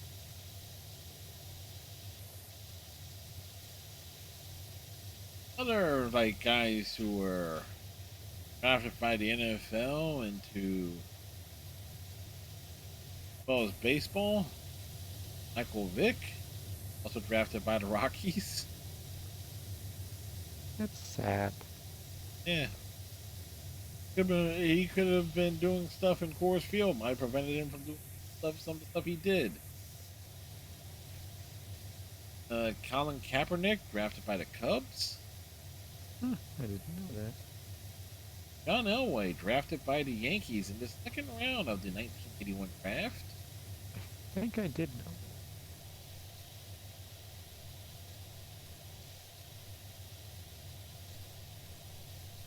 Dinosaurs, so many fucking nooks and crannies. Kyler Murray, drafted by Oakland, as you know. Oakland, 9th overall. Patrick Mahomes, drafted by the Tigers. This thing, there's an alternate. This thing, there's an alternate timeline by out there where the Chiefs do not become the evil empire. Again, much like with Murray and Wilson, I think he made the right choice. Tom Brady, drafted by the Expos. Yep. Yes, I do remember that.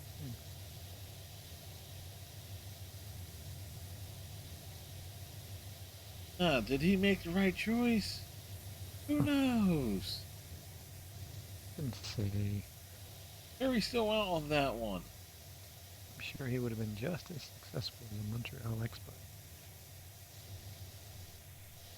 Or the early days of the Washington Nationals. Those were always positive moments in league history, right?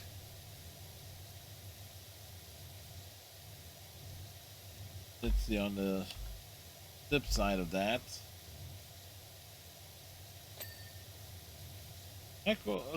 Drafted by the NBA and the Major League Baseball. And this would almost... No, there's actually something that is here. It actually would explain to some extent as to why he ended up doing some of his sports. Michael Jordan was drafted by the White Sox, 84.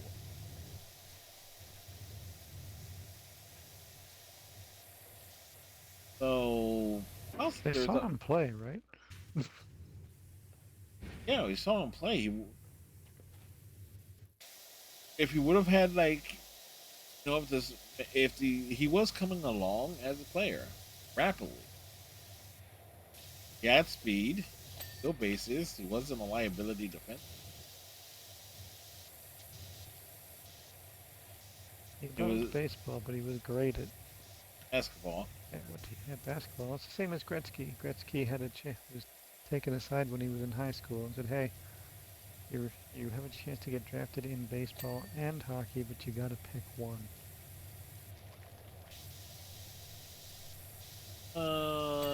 Let's see. Wait. Is this the guy who I was thinking for? Because now it makes sense why I didn't think of him right away.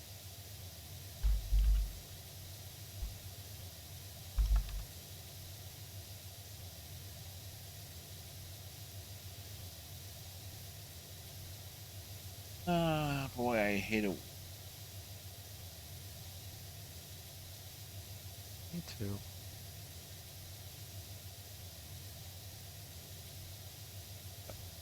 As what it says, this is why it says I knew it was the Atlantic League where this player when their playing days were kind of done in the NBA.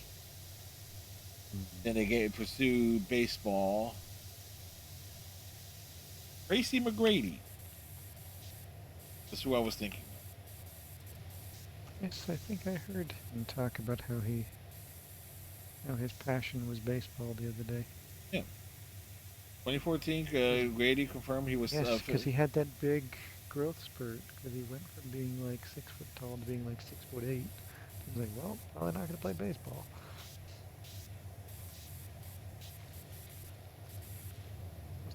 Basketball was just paying absurd amounts of money already at that point. So, like, and it when he entered it, he was when he was pursuing it, he was to be a pitcher, and it's like, okay, as a big, tall pitcher, it's like was often like, yes, I like the pitchers who are tall and lanky and everything. Plus, he already had those all those miles as being a basketball player on him, so it was like, yeah, don't want to beat him up much, but had some good poise on him now.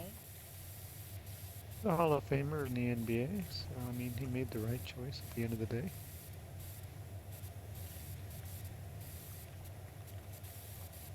Was like I was able to remember eventually. I just like I knew it was one or the other. Not fully knowing which one was it.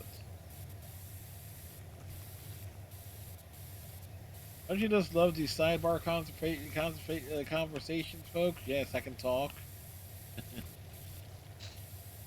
Yes, I can say what over here. I can say words. Who understand the words coming out of my mouth? Man, nobody understand the words coming out of your mouth. Ain't nobody understand the words coming out from your mouth. Ah, yes, Christopher and Jackie Chan. What a fun comedy that could probably not get made today. Oh no, it will be remade today. Not with them. Or the language. Oh, no, the language will be used fully.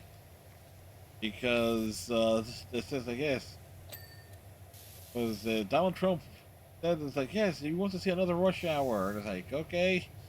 Oh, Paramount Skydance owns the franchise? That's going to be like one of the saddest reasons to do a remake of anything. Oh boy. I feel like we could just leave that Series B at this stage. It's a product of its time.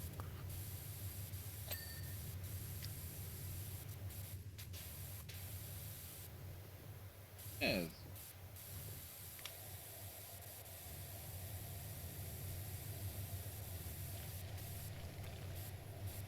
It could have been. Where is the spot on these things? Tree. Where isn't there?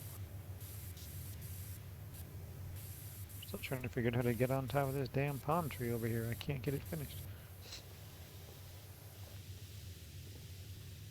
I guess there must be a ladder out here I gotta use.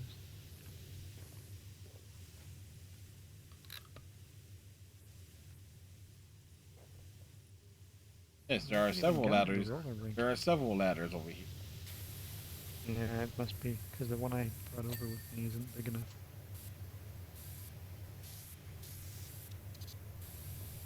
Fun for everyone. Indeed.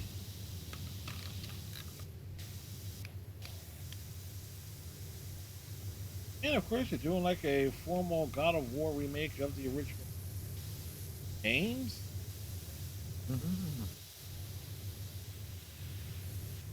That context will be available now. And when they say remake of those games, it is talking like a remaster again. Granted, those games have not. When you said that, I got worried. No, because they said remake, not remaster. Oh, they're going to try and give it the current day treatment. I don't know how well that will work. Very different kinds of games. Big burly Spartan do slaughtering gods. Yes, that is totally a different genre. More bombastic than the other ones. Less story, more murder.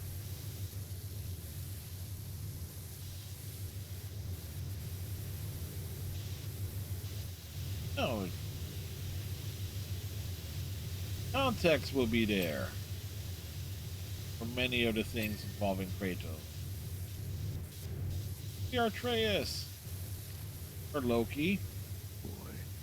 Still trying to wrap my head around like what that was a bit of a stretch to do. Hey, you want to connect the Lord there, right? And Apparently, apparently, Deborah and Wall. It's the mom. and apparently the new God of War game itself formally is in production. Let's focus on Freya, the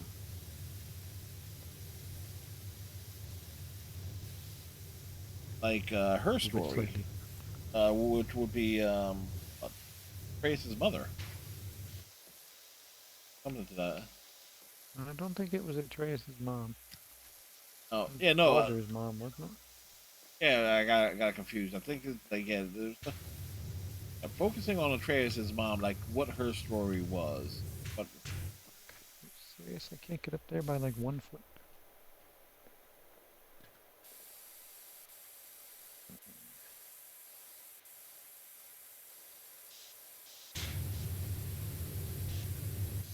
I'm helping, Ralph Wiggum would say.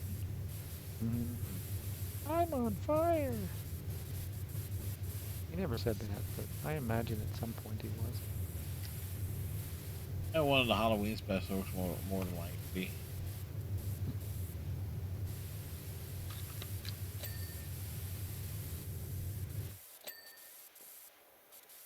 Upstairs. I don't see how this is any better than my current attempt. Why? Fuck, how do I get on this thing? Erg. Give me this thing.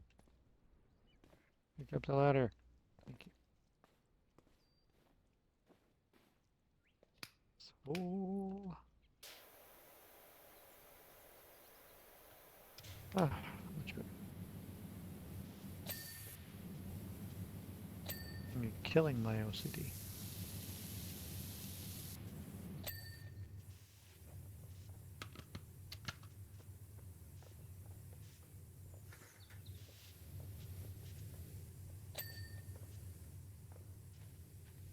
Yep. How big is this ladder? Not big enough for to get up this thing.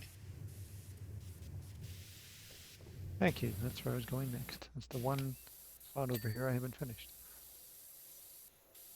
Because I couldn't get up there. No, you actually needed to use the ladder. You couldn't just hop up, climb up there. Just trying to follow your lead. Do what you taught me.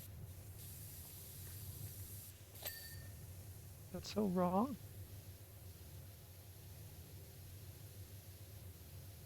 Hey, Sorry, I can't live up to your abilities of just brute well, force hopping your way to victory. well, horse hopping. I would say we played games where that was almost necessary. Guaranteed to the Savage Planet for one. Revenge of the Savage Planet is 2. Oh wait, that's also a sequel. Well, they did give the more of the tools for the second one, and a Yeah, different. you were certainly witness to some tools in that game. Yeah, was the corporate overlords, and the reset button for the little annoying robot in it. Like, oh, don't press the reset button. Don't press it. I'm absolutely going to press it now.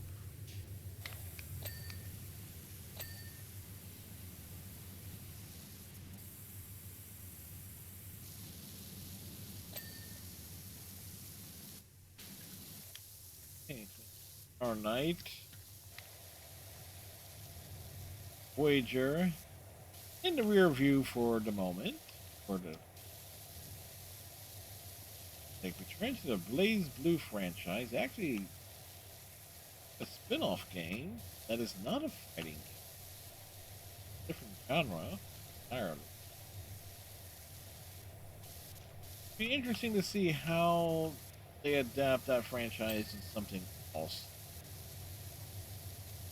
Like, that franchise always had like some good epic like anime-esque storytelling, but to actually conform it to make it fit a different genre, be interesting to see. Mhm.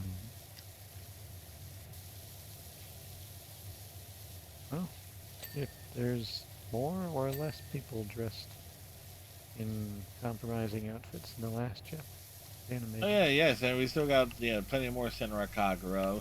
That's the full verses. Like, how is this game? Not only is this game like allowed on Twitch, it's also on YouTube as well. Like, no issues.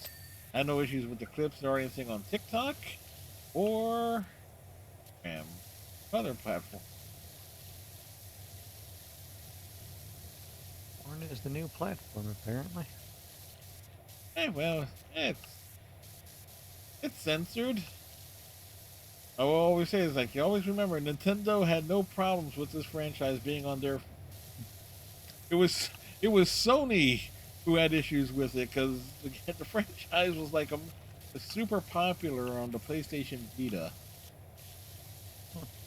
Then it was like, okay, we're gonna do like console versions of these. Like Sony's like, yeah, hold up here. This needs to be a bit censored. Then they released the uncensored version on the on the PC side. It's like as a big fu to Sony. Yeah. Gratuitous. Mass Effect dash shots of Miranda.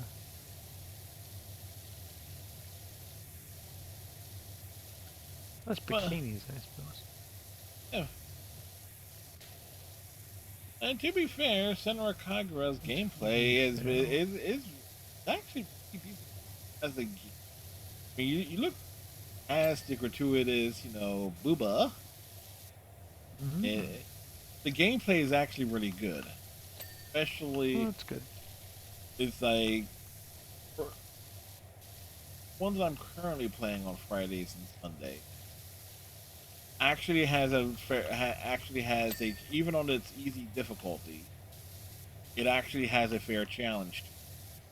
Like, oh, it's like, you're gonna have to fight three characters at once. Not just them, you're gonna have to fight their minions too. It's like, oh, no, Ooh. this is a bit on one sided. This is a bit unfair. Well, it's life.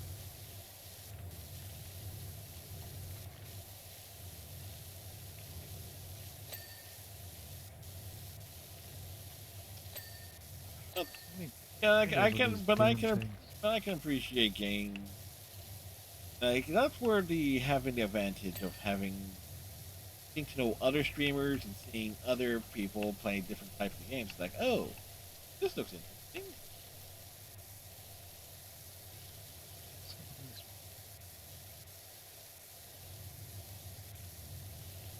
Well, more often than not, I end up having folks asking this is like what a game is, even though I put the damn title of the game to the or the title of the clips, just to make Well, sure. what's It's the like, game, Fred? so what's this? Is this PowerWash Simulator 1 or 2? Damn clip title says PowerWash Simulator 2. I do hate when people fail to put those things in their descriptions. 'Cause a lot of these movies and video games and clips, I've never heard of any of these things. Can you put a fucking description in there, please? Yeah. Although I do have to, speaking of comments that were left, I do have to mention this one. Uh-oh.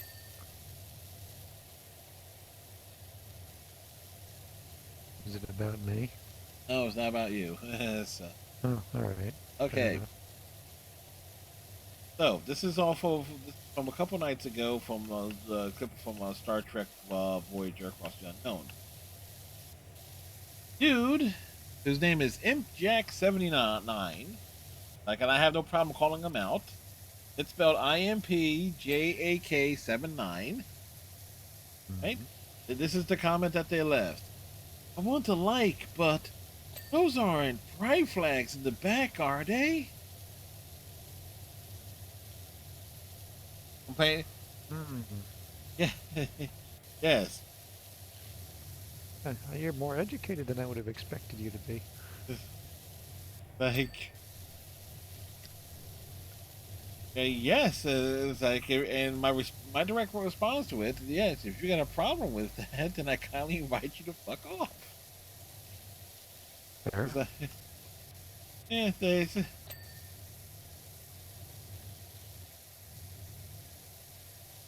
Like, what does that have to do with anything, Chief? Certainly shouldn't affect your ability to enjoy the clip.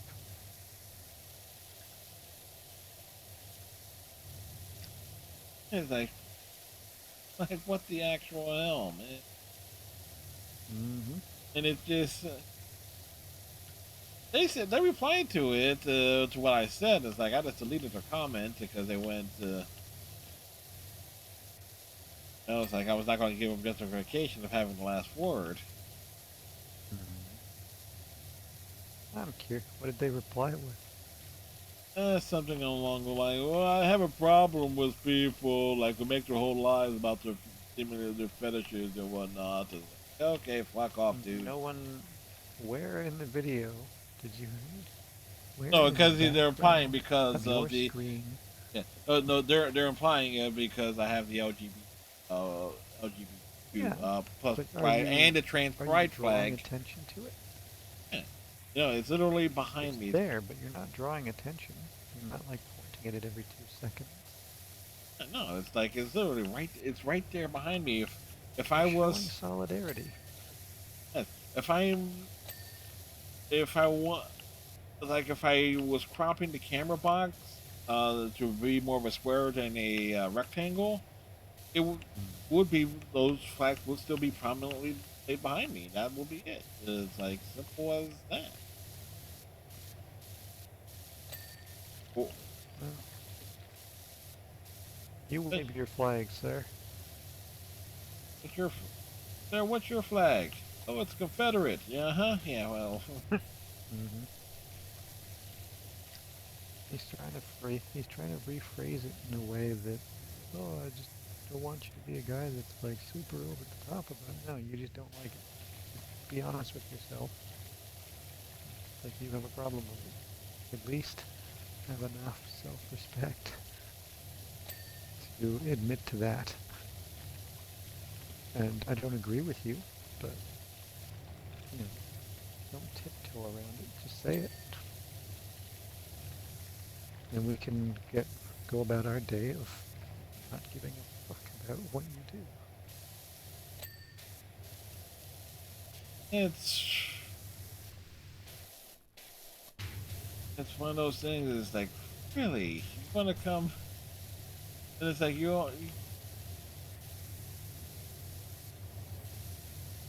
it's just baffles me. Fair. And let's remember, I'm Puerto Rican. It's like, on top of everything else, watch. Well, find me a good like a Puerto Rican flag I can hang up there too. Yeah, I go put one there too. It's like, okay, yeah. Like, what? Rican. Was like, hey, why don't you have an American flag, dude? What American in this day and age is proud to be one? What sane American is proud to be one these days? I gotta send you the clip of the comedian who is having a go at the people who are upset about the Bad Bunny halftime show. It's very good. There's a very particular group of people that are having an issue with this. And there's the people that thought the Kendrick Lamar thing was too black last year. But surely we could get something back with our type of music this year. And you know what? The people who hosted the Super Bowl said no. We see you're too black and we raise you no English.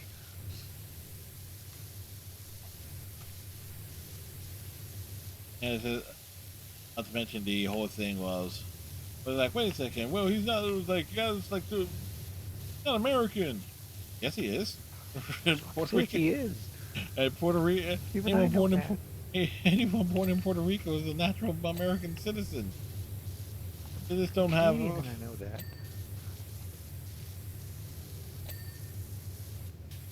Jesus Christ! So annoying how little people know their own fucking country.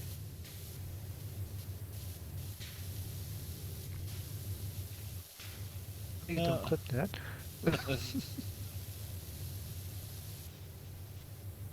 That's gonna start a whole other problem.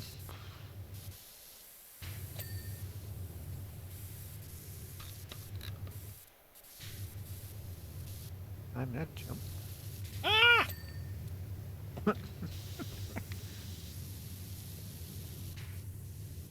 Okay, I'll just walk. Next time yours worse. I'll just walk over here. I'll just walk over here and spray the ground. Like, I'm waiting for you to grab the booster thing and do this one. Stupid fuckholes.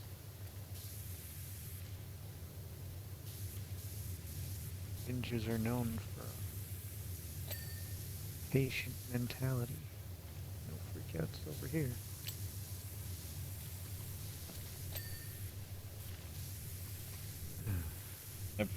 that's why I just realized, oh yeah, I didn't finish the wall on the other side.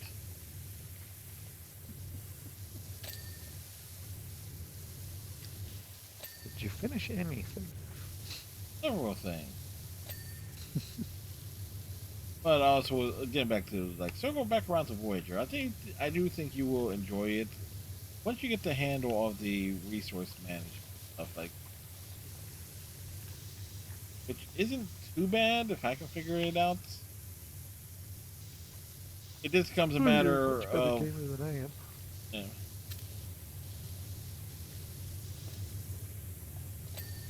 But, like, I do realize where I made the mistake, where some of my mistakes of how I ran.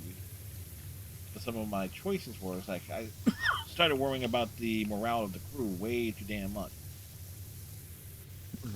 Instead of, like, getting the resources and having things built on the ship as possible.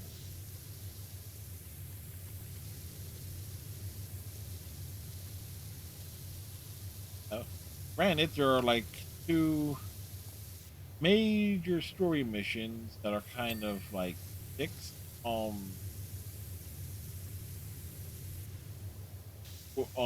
resources. Like, yeah, we're gonna have to, like, no matter how advanced your ship is, you're kind of going to be limited a bit. We kind of need to put a restriction on you, which kind of annoyed me. Like, one was the fight in part 2 of the Voyager, the episode Equinox two-parter between Voyager and the Equinox, where even though the Voyager is the bigger ship, they had to, like, kind of like, okay, this fight has to be kind of even, as it was in the show. Mm-hmm. I was like, okay, you're gonna restrict my power, how much power I can use. And Titus Welliver, right? Yeah. He's one of the crew members. Which one of the crew members? Titus Welliver. I think so. Okay. And he's been in everything. Oh, you will look. take a look at the Voyager first episode, The Caretaker. There's a bunch of Star Trek actors in it who was like who appeared on like Next Generation and Deep Space Nine. And I'm not just referring to like Quark and being a the episode. But we must. We can't ignore it. Yeah, he was there to scam Harry. Like it was that instance that you knew Harry Kim was a putz. Well, Shear had gotten wise to him. He needed a new one. They had the opportunity to do a lot of things with Harry because he was literally a fresh out of the academy recruit going on this mission. They could have shown a lot of growth with him. But nope. They could have promoted. They could have promoted him. Nope. Literally at any time. Wait, no. They give Tom Paris a field commission to lieutenant. They demote him to ensign, and promote him back to lieutenant.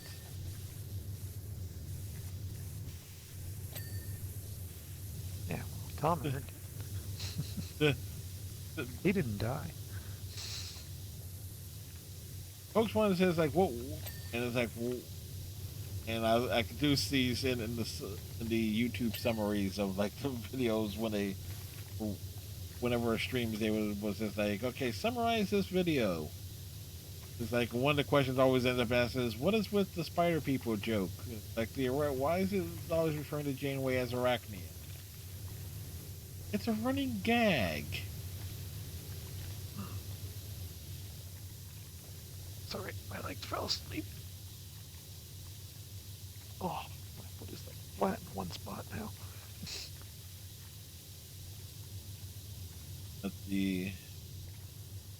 But this, you don't have to worry about the space combat. It's mostly automated. You just have basically give you have your 3 heroic crew members that will do certain things. You would choose when to fire a torpedo. And at least the game does actually answer a few questions. As to the joke is like, okay, Voyager only have 38 torpedoes. Okay, well and at least the game does at least explain that yes, they were whatever materials that was being found and whatnot. They were actually crafting a lot of the stuff. Yes. How many shuttles did they crash? Well, the game actually says that yes, they were rebuilding shuttlecraft. They got the Delta Flyer. Although Voyager did have a ship attached to it, like in the Captain's Yacht equivalent, never appeared in the show. Did appear technically in Star Trek Insurrection. At least the design of it. It's weird. Yeah, Rick Berman is that type of producer.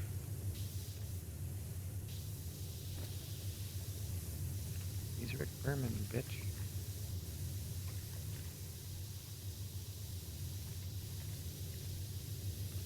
And I wouldn't mind if because I really am hoping that enough Star Trek fans play Voyager Across the Unknown, because I wouldn't mind seeing something similar done like with like the Next Generation or Enterprise, or not Next Generation, Deep Space Nine. Yeah, I'm surprised you're saying Next Generation. No, probably you're not a great fan of that. Yeah, because there's really not much there in terms of like a continuity thing to really go on. Deep Space Nine, you would have like, okay, rebuilding the station, getting it prepped up and everything. You could have like a lot of decisions as it relates to Bajor. Can I play as Garrick?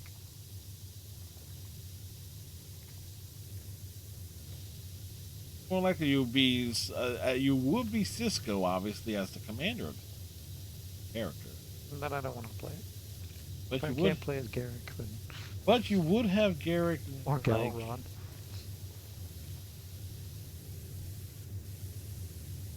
I know Garrick would be there, but I want to play as Garrick and do all sorts of Garrick shenanigans and then make it suit.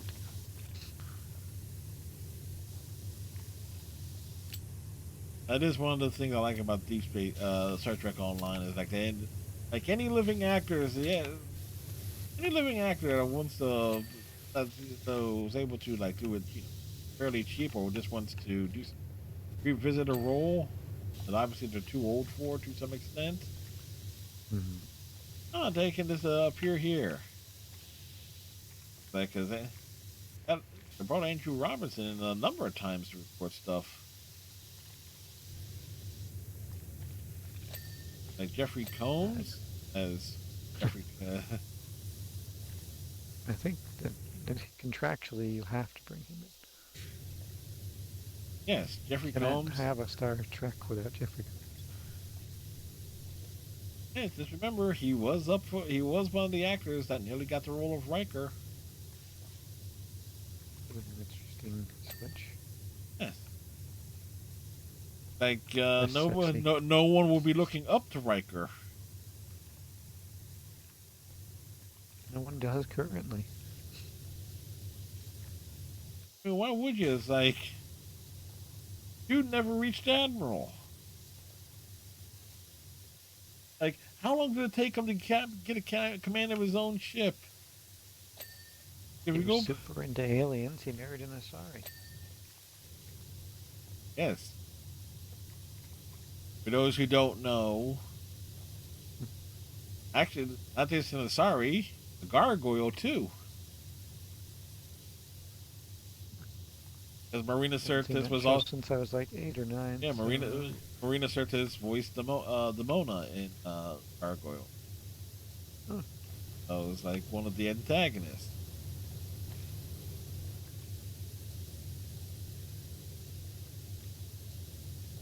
So it's one of those wild things there.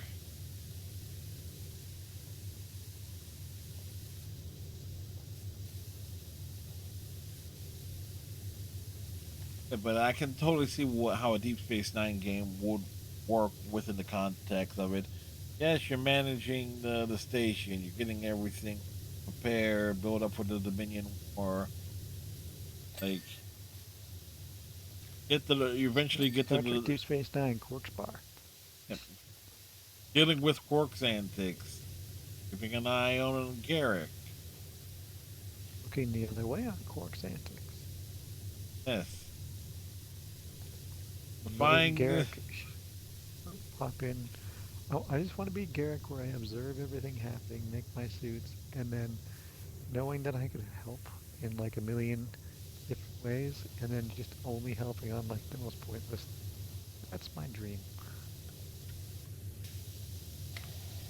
Be honest. You want to torture Nog in that one episode. I forget what season it is, but it's an episode. Garrick, Quark, so Garrick, Nog, O'Brien go to Terok, the Empok Nor, the other station. Get some surprise. Garrick catches some virus or something. Goes full on psychopath. Showed off his skills. And again, when you know that Andrew Robinson played the Scorpio Killer in the Dirty Harry, you just realize, oh yeah, He was in his element that day. which unfortunately they did one of the last Mirror Universe episodes of Deep Space Nine, The Emperor's New Cloak. I was not too keen with how Garrick was kind of like chained to be like Worf's bitch. Well, the alternative is to have Worf eat you.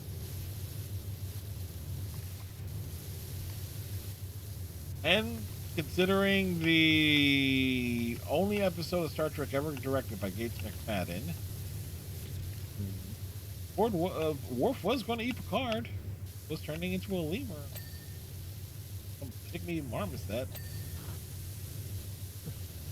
Strange shit.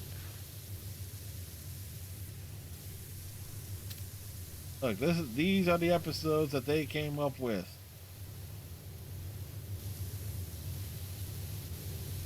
Well, cocaine was still very big at the time.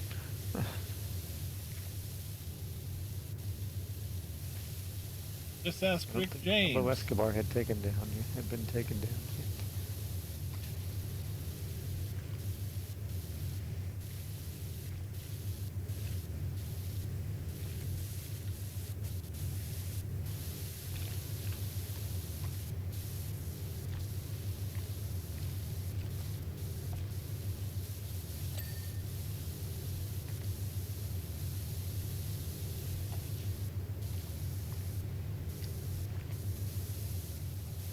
Oh, yeah, I didn't know rain was in this game.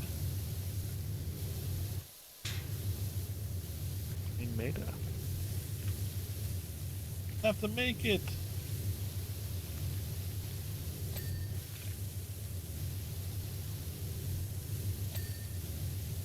There's a lava void. This is just like the barn from last week. Yeah. Oh, there's just so many little pieces. And the awkward climb. Yeah.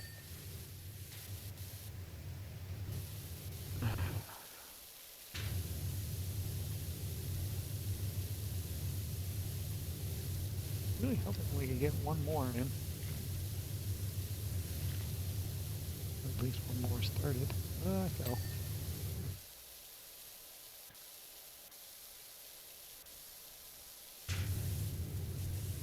Oh! Odish! Thank you for the raid! Coming in from the wilds of Invocation. There's Panda Sweet. What was Odish doing tonight? Monster Hunter Story. Hey Panda, hey Odish. Odish, hope your stream went well.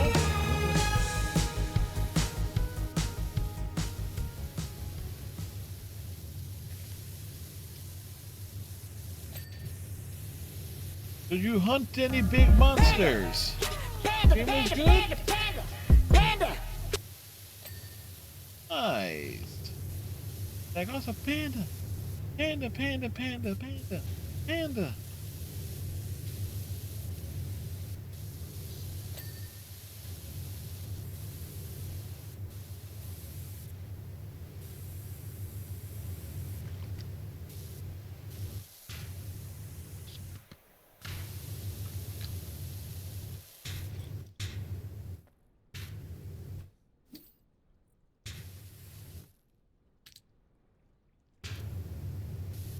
He was catching all the monsters. Oh, wouldn't that be Pokemon where you have to catch them all?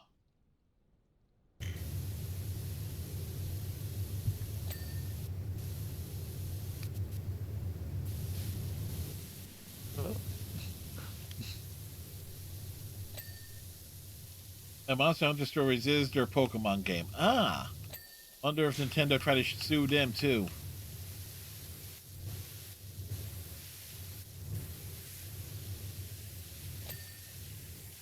I don't know anything about Pokemon. Yes, but you Like have a heard. yellow rat thing. Yes, but you have heard of Nintendo being rather litigious, right? Over. Video game company doing things that are not so great. Familiar with the concept? Let's see. Pando says ice was floating, and then it wasn't. Huh? It's like, wait. Within the context of the game, Otis was playing, or Well, I fell just now. it shocked you.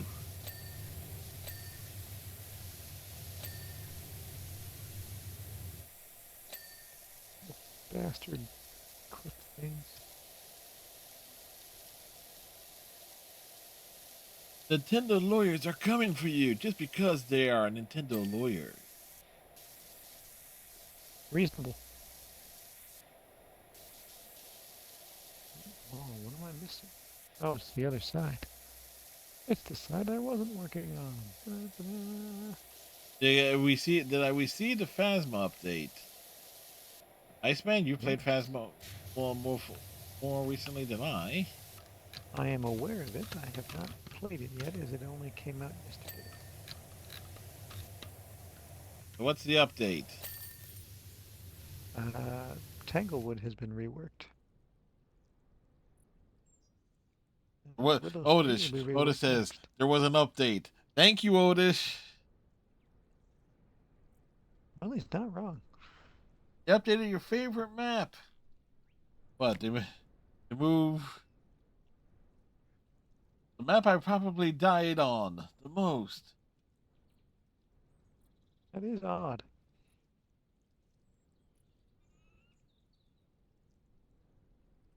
Jeez, that took almost 2 hours. Well, let's see. We started off with the because we finished the barn. We came straight to We this sold one. those things by like 10:30, because we did the stepping stones. Yeah. Oh, yes. And then Like, yeah, we did that pretty fast. We're making good progress, and then this bastard happened. yeah. And it's like Panda don't tell me nothing, and she tries to kill me in yap yap. Panda responds, "Bruh, don't get me."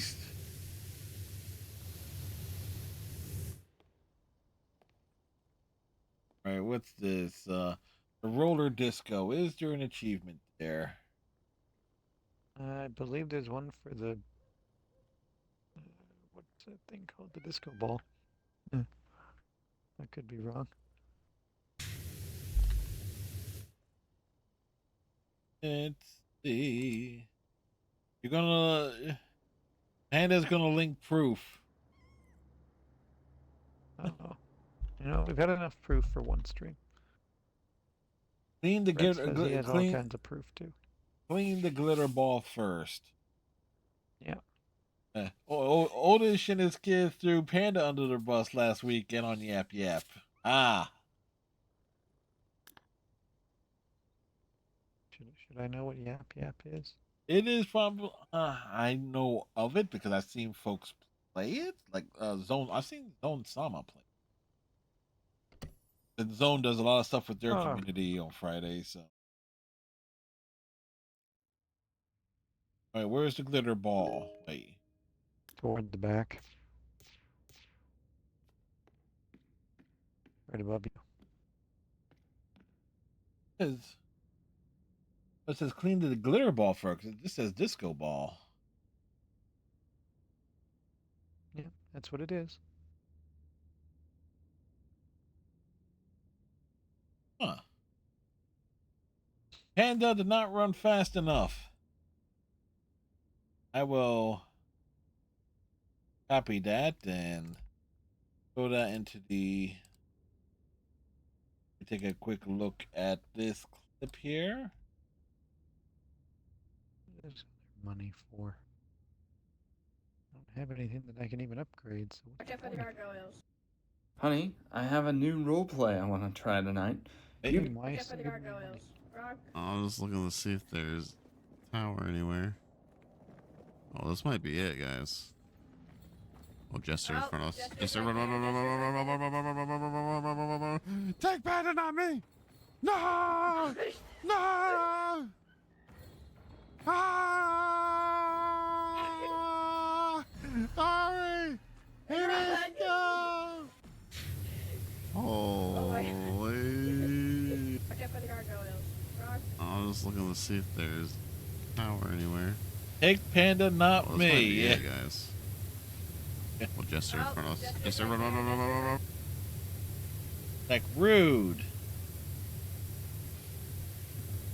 Then again, there is a clip of me with the tarot cards, and the ghost went right after Panda. And there was also the incident where we were messing around with was it the Ouija board or the music box, and you got trapped and you had to run to the closet. Well, we actively screwed one another. Otis is a You gentleman. miss playing that. You'll need to use the lift.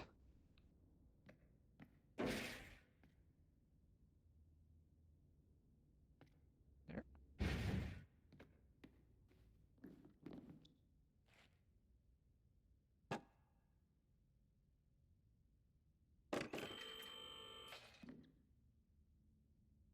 Need to get higher. Yes. Good job.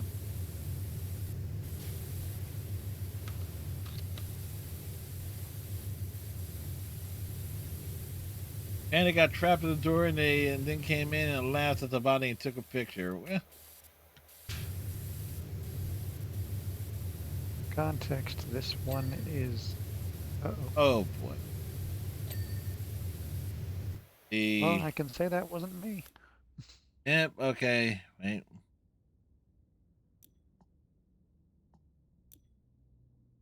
Tiny disco ball screwed up because well, I didn't. I was not spraying that when that happened. Where did this go? I don't think you can restart it.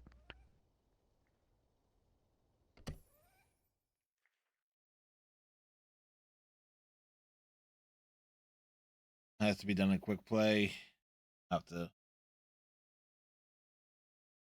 Oh, What I did happened? invite you in. If that's of any value. Yes, that's screwed up. So I have to. I'll probably tackle it first thing in the morning on quick play. Well, we'd have to beat it first. Oh yeah. Okay, so next week I would. So, All right. alternatively, how do I leave the party? Press your start button. There we go.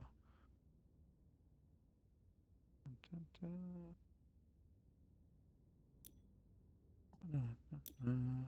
Broadcasting. Oops, wrong thing.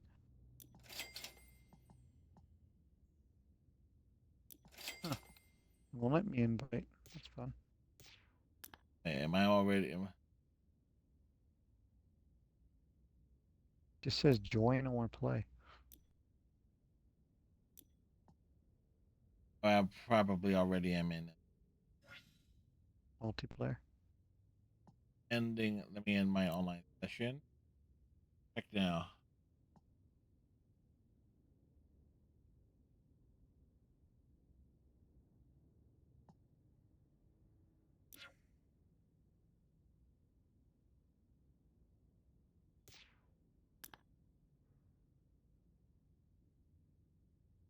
And it's not giving me any options.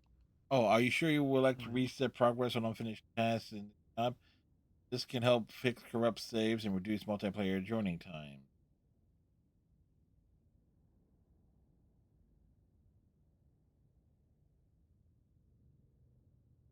Okay.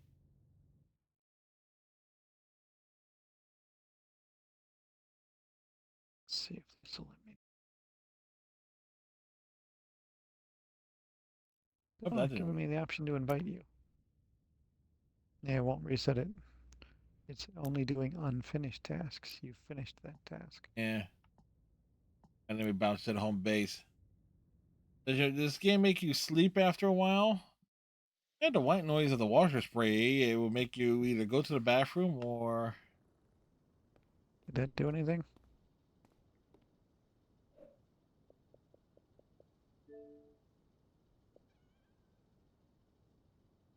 Nope. Does your thing have like a online code? Yeah. 026.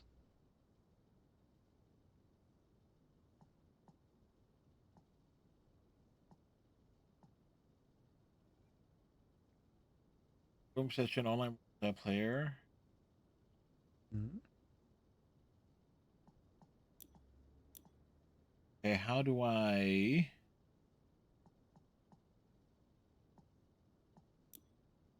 Oh, there we go.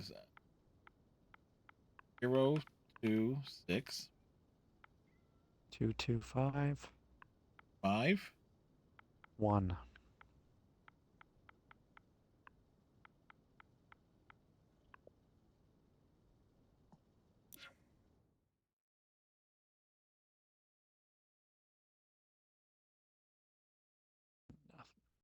This user is in a crossplay session. Okay, how do I change that? You were unable to join the online session due to a cross-play conflict. If cross-play put on your platform, check your game settings to ensure cross-play is enabled. Okay, so it might be.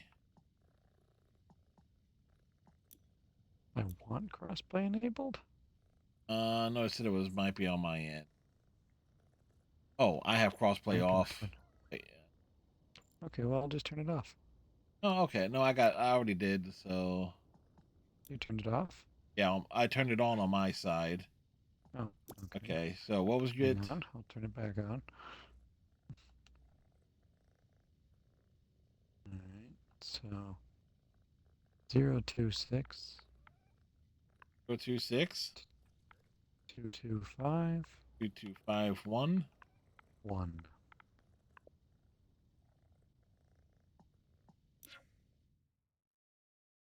Thank you, Panda. Panda knocking it down. Ah, there. There we go. Alright, so roller disco. Let's see. Which one hell is the roller disco? This is what the shelves will look like when it's all done. Mm-hmm. Nice and full. Remember which one. Let's go.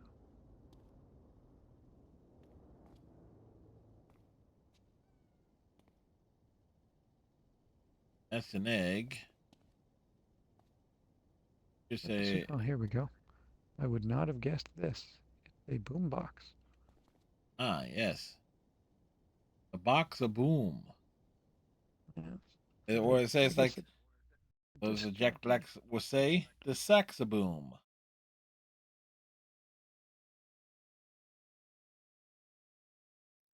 Okay. You in? Yep. All right, I will just let you do it this time. I would get on the platform to avoid accidentally doing the rope. I'm staying under it at the moment. Using the narrower spray.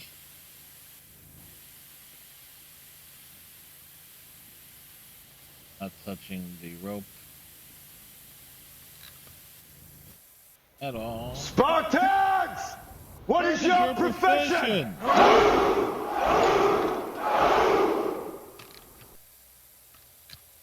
I brought more soldiers than you did.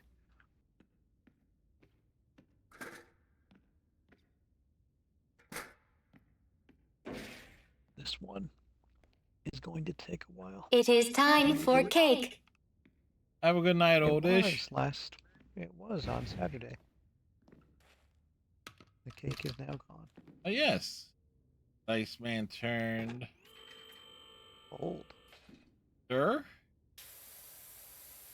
1 year older, yes. Fred, do something. We are doing something.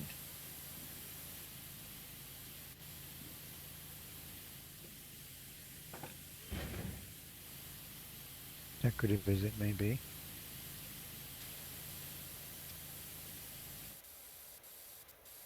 Yes. Get back over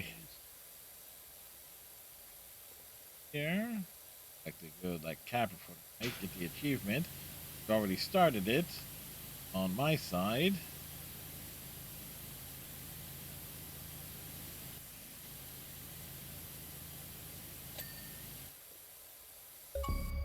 And there's the achievement. The ball is popped. Make it shine.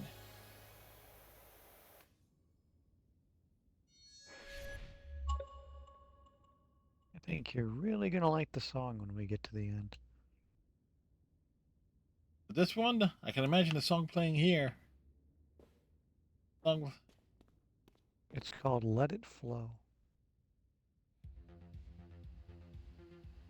Yes, this big sound system here is what the thing was on the shelf. I was like, I was not prepared for that. I was thinking either a roller skate or a disco ball.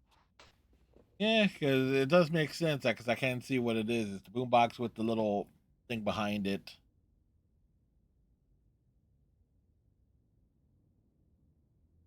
right. So we got, let's see. Good progress. Yep. There 21 of the 40 achievements have been accomplished.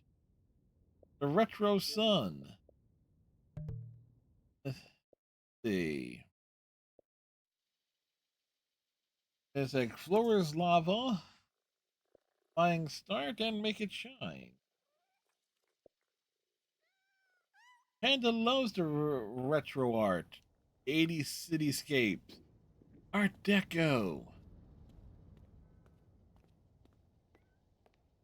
First, be sure to address the cats.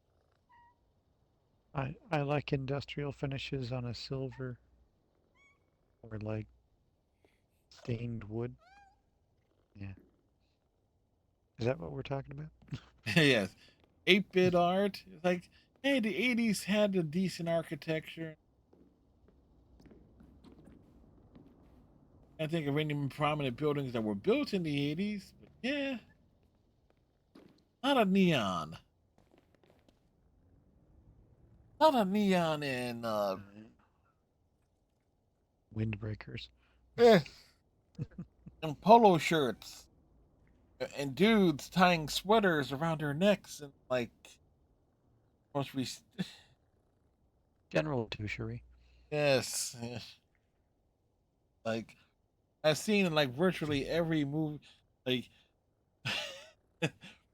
that's one of those big country, a bunch of Chads, and they were all named Chad for whatever reason. There's Ever always a played? Chad to overcome. Have you ever played like Friday the 13th, the game? The Mm-hmm. I think that one of the like the one of The the guy who dudes at gets the, called in is Chad, isn't it? Or no, yeah, that's the no, one of the I was characters had wrong. I think was named Chad. Yeah, The it's one like who he had gets the killed sweater. at the beginning is always Chad. But not him. No. One of the playable Oh, characters oh, okay. would be like the actual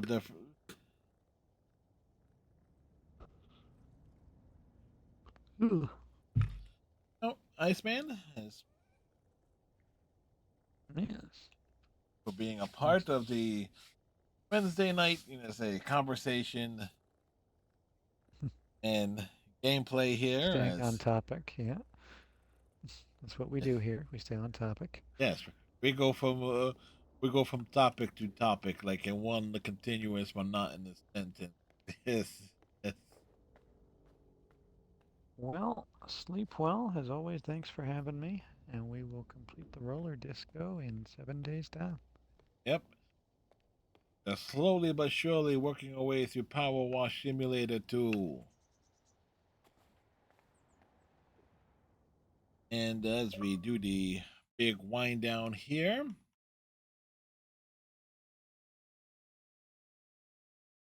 tomorrow night we got Blaze Blue. Um, Entropy Effect X. It's not a fighting game. So it's going to be interesting to see where it takes place in the Blaze Blue timeline and where it because it has to take place sometime before, unless they're going to retroactive it. Again, I'm rather surprised. It's like we haven't gotten a Blaze Blue fighting game since Cross Tag Battle. That originally released several years ago. But Odish, thank you for the raid. Panda, thanks for popping in. Striker, thank you for keeping us hydrated. We're gonna swing over to Zone Sama to zone out with Cecilia Little Wing. What? Oh, well, I can't tell. So looks like they're between retro shows at the moment. So we'll be catching whatever it is that they're going to be starting watching next. So hope everybody has themselves a great rest of your night. Tighten your friendship bracelets. Stay safe. Have a great Thursday, and we'll see you tomorrow for a brand new game. Good night, folks.